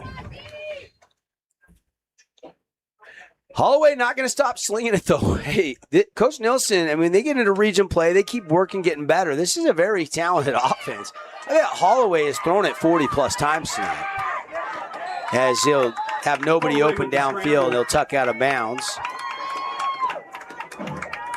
You start thinking about some awards, Paulie. Some of the Jersey Mike Sub of the Game nominees. How about Molosi Lafeli? Yes. He came in, spelled Brown, had a couple good runs, made some good tackles. Yeah, he's been everywhere on defense. Had some plays on O, and it's been impressive. I like that for the Jersey Mike Sub of the Game. Yeah.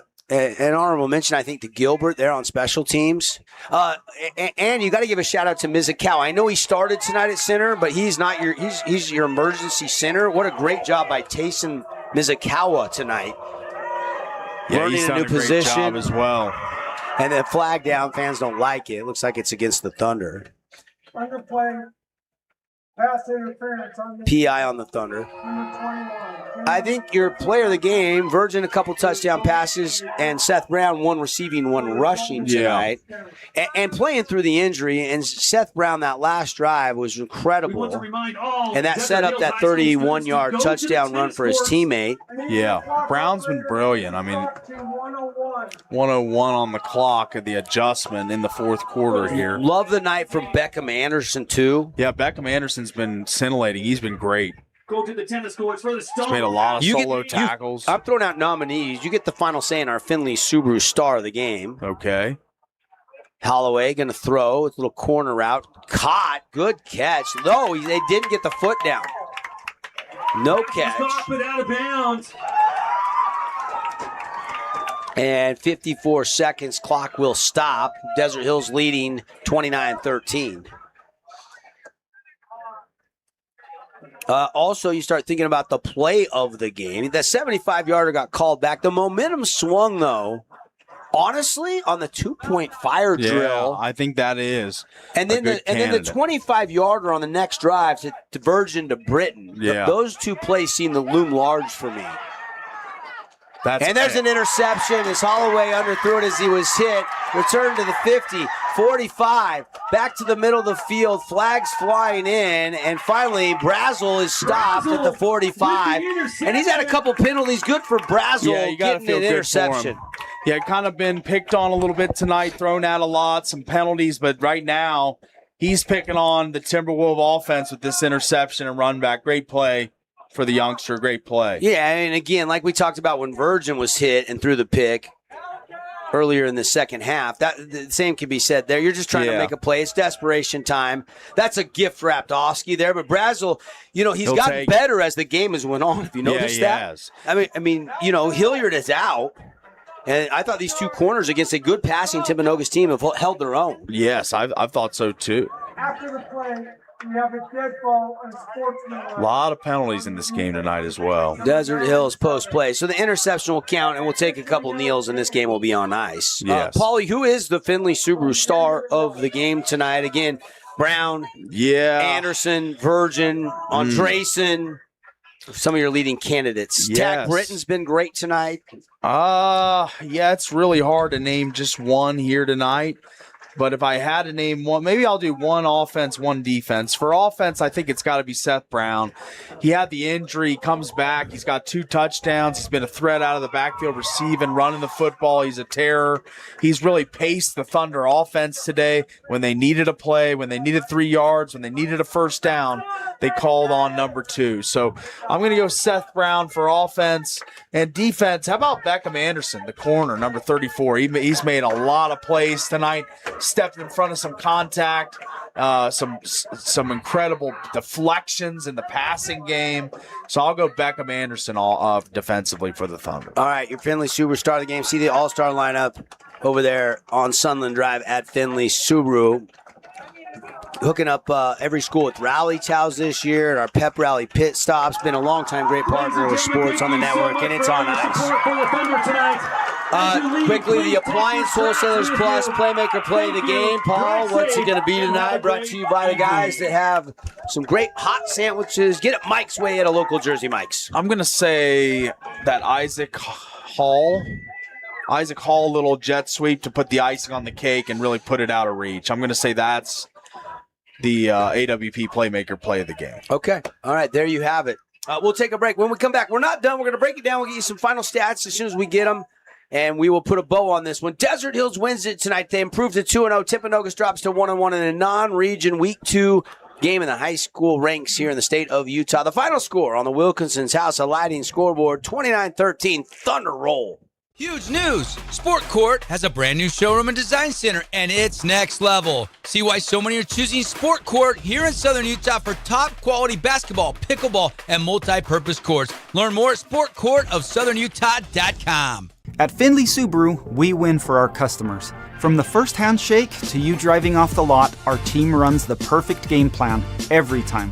Score your next Subaru at Findlay Subaru, 1453 Sunland Drive, on the saving side of the freeway. Relatives coming to visit? Not enough room? Maybe you're looking to host a family reunion and need a house with a pool. Red Rock Vacation Rentals has got you covered. From 2-bedroom condos to 10-bedroom luxury homes, they truly have something for everyone. Visit stgeorgeutahvacationrentals.com. Hey, it's Luke with Udine Associates at American Family Insurance. At Udine Associates, we love insurance so you don't have to. With a quick call, we can get you an instant quote with the right coverages. My team of licensed agents are ready to help you with better insurance from American Family. Give us a call at 435-251-9102. Hey, we are back. It is a final tonight here from Desert Hills High School, 29-13, the final score. Welcome into the Johnson Pediatric Dentistry post-game show. Devin Dixon, Paul Ratliff, our producer Tara Atkin, Michael Fisher, our camera operator tonight. 4-man crew here bringing you the festivities. Hope you enjoyed the game, and Desert Hills gets the W. Tanner Baldery, the era as his first stint as a head coach, off to a really good start, Paulie. Yeah, done a really good job, 2-0 to get going, and this was a hard-fought win. Definitely a good win at home in front of the home crowd, packed home crowd here tonight. So I think all these Thunder fans going to go home happy tonight. I love it. Absolutely love it. Hanging out with Paul, he's been fun tonight. We're going to put a bow on this game. And we already got to the awards, so thanks to Finley Subaru, star of the game. Paulie went Seth Brown and Beckham Anderson. I think that's a good call by you. I agree with you. Although, Virgin, Britt, there was there's a lot of contributors. That last touchdown that Isaac Hall got, our Appliance Wholesalers Plus Playmaker Play of the Game. Go see the boys at Sell GE at AWP. Appreciate our friends at Jersey Mike's as well. Sub of the game, we went with, I'm already forgetting. We were thinking Mizukawa, Gilbert, and then we went with who? Trying to think who we went with as the sub of the game. Yeah, that was the play of the game. I think there's a lot of. I went with Melosi. It was Melosi, Lafayette. Yes, Lafayette. Yeah, that's right. I think that's the right call tonight on the Jersey Mike's. I think so. Sub of the game. I was just waiting to see if I got any statistics sent to me just yet. Good offensive performance tonight. The complimentary defense, a good team win for Desert Hills. Still a lot of things that they can clean up. And this was a talented Timpview game here, and they will have to head back to Orem a little bit frustrated. Paulie, final thoughts on this game. We'll get some scores. We'll tell everybody really quickly where we're at next week, and then we'll put a bow on the Johnson Pediatric Dentistry postgame show. Yeah, this was a hard-fought win for the Desert Hills Thunder. I really like what I saw tonight. Timpanogos, no easy out, and they really showed that they were the better team, and they scored points. They played great defense. They had some great special teams plays. It really was an all-encompassing performance from Tanner Baldery's squad. I really like what I saw tonight. All right. Good stuff. Paul Ratliff, everybody. Again, next week we got 2 games coming your way on the broadcast schedule. Our look ahead brought to you by the City of St. George Recreation Department as we get you 2 games every single week, all season long here on the Fan Sports Network. Our featured games, Campbell versus Pineview. That one will be fun. A team from Hawaii coming out here to Southern Utah. And then Cedar Valley taking on Crimson Cliffs over there at the Cliffs. So those will be our 2 broadcast games next week on the Fan Sports Network. Make sure and join us at Texas Roadhouse next Wednesday for our next Pep Rally pit stop as we kind of raise money. 10% of all the proceeds that day go to the schools in Region 9. Every school has a specific day. If you want to see your favorite school's day, just go to the Fan Sports Network. You can hit the community page and you can look at our calendar, and all the dates and times are there. We've got it out on our socials as well. We had a blast today bringing you that, and we raised some money for Cedar High School. They are beating Pineview right now 30-21. Invite you as we wrap up to jump over and watch the end of that game. Link is on our website, on our YouTube page. We're also streaming the Desert Hills Desert Challenge Volleyball Tournament. 2 games today. We'll stream 2 more games tomorrow. If you want to watch some volleyball, Craig Allred, the reigning state champs in volleyball. Hurricane has now pulled ahead 28-14 in that game down at Moapa Valley. Dixie is losing at Cannon View right now, 41-20. So things not looking good. It's still Layton Christian up 14-0 on Snow Canyon. What a crazy week 1 to now week 2 where they score 64 and now they're getting shut out over there at SC. Yeah, that's right. Crazy how things can change from week to week. Crimson, though, is closing in on getting a road win at Provo. They lead by 8. That game 21-13 right now. Crimson on top of the Provo Bulldogs. So some of the scores to pass along for you before we say good night. For Tara Atkin, our producer, great job tonight, TA. Paulie Ratliff, love it. A lot of fun to be in the booth with you. It was great. We've been in the booth all day. Morning show, pep rally, pit stop, and then here at Desert Hills High School. Shout out to our camera guy, Michael Fisher, too. It was hot in the first half up top on the steel building. Great job, Michael. We say goodnight. The final, one more time as we wrap up the Johnson Pediatric Dentistry postgame show. Go see what Cody can do for your kids' dental needs. The new patient special, just $99, exam, cleaning, and x-rays, 3 Southern Utah locations. Desert Hills wins it, 29-13. Thanks to everybody watching on YouTube, listening on radio, or watching on KSLSports.com. This has been the Boulevard Home Game of the Week.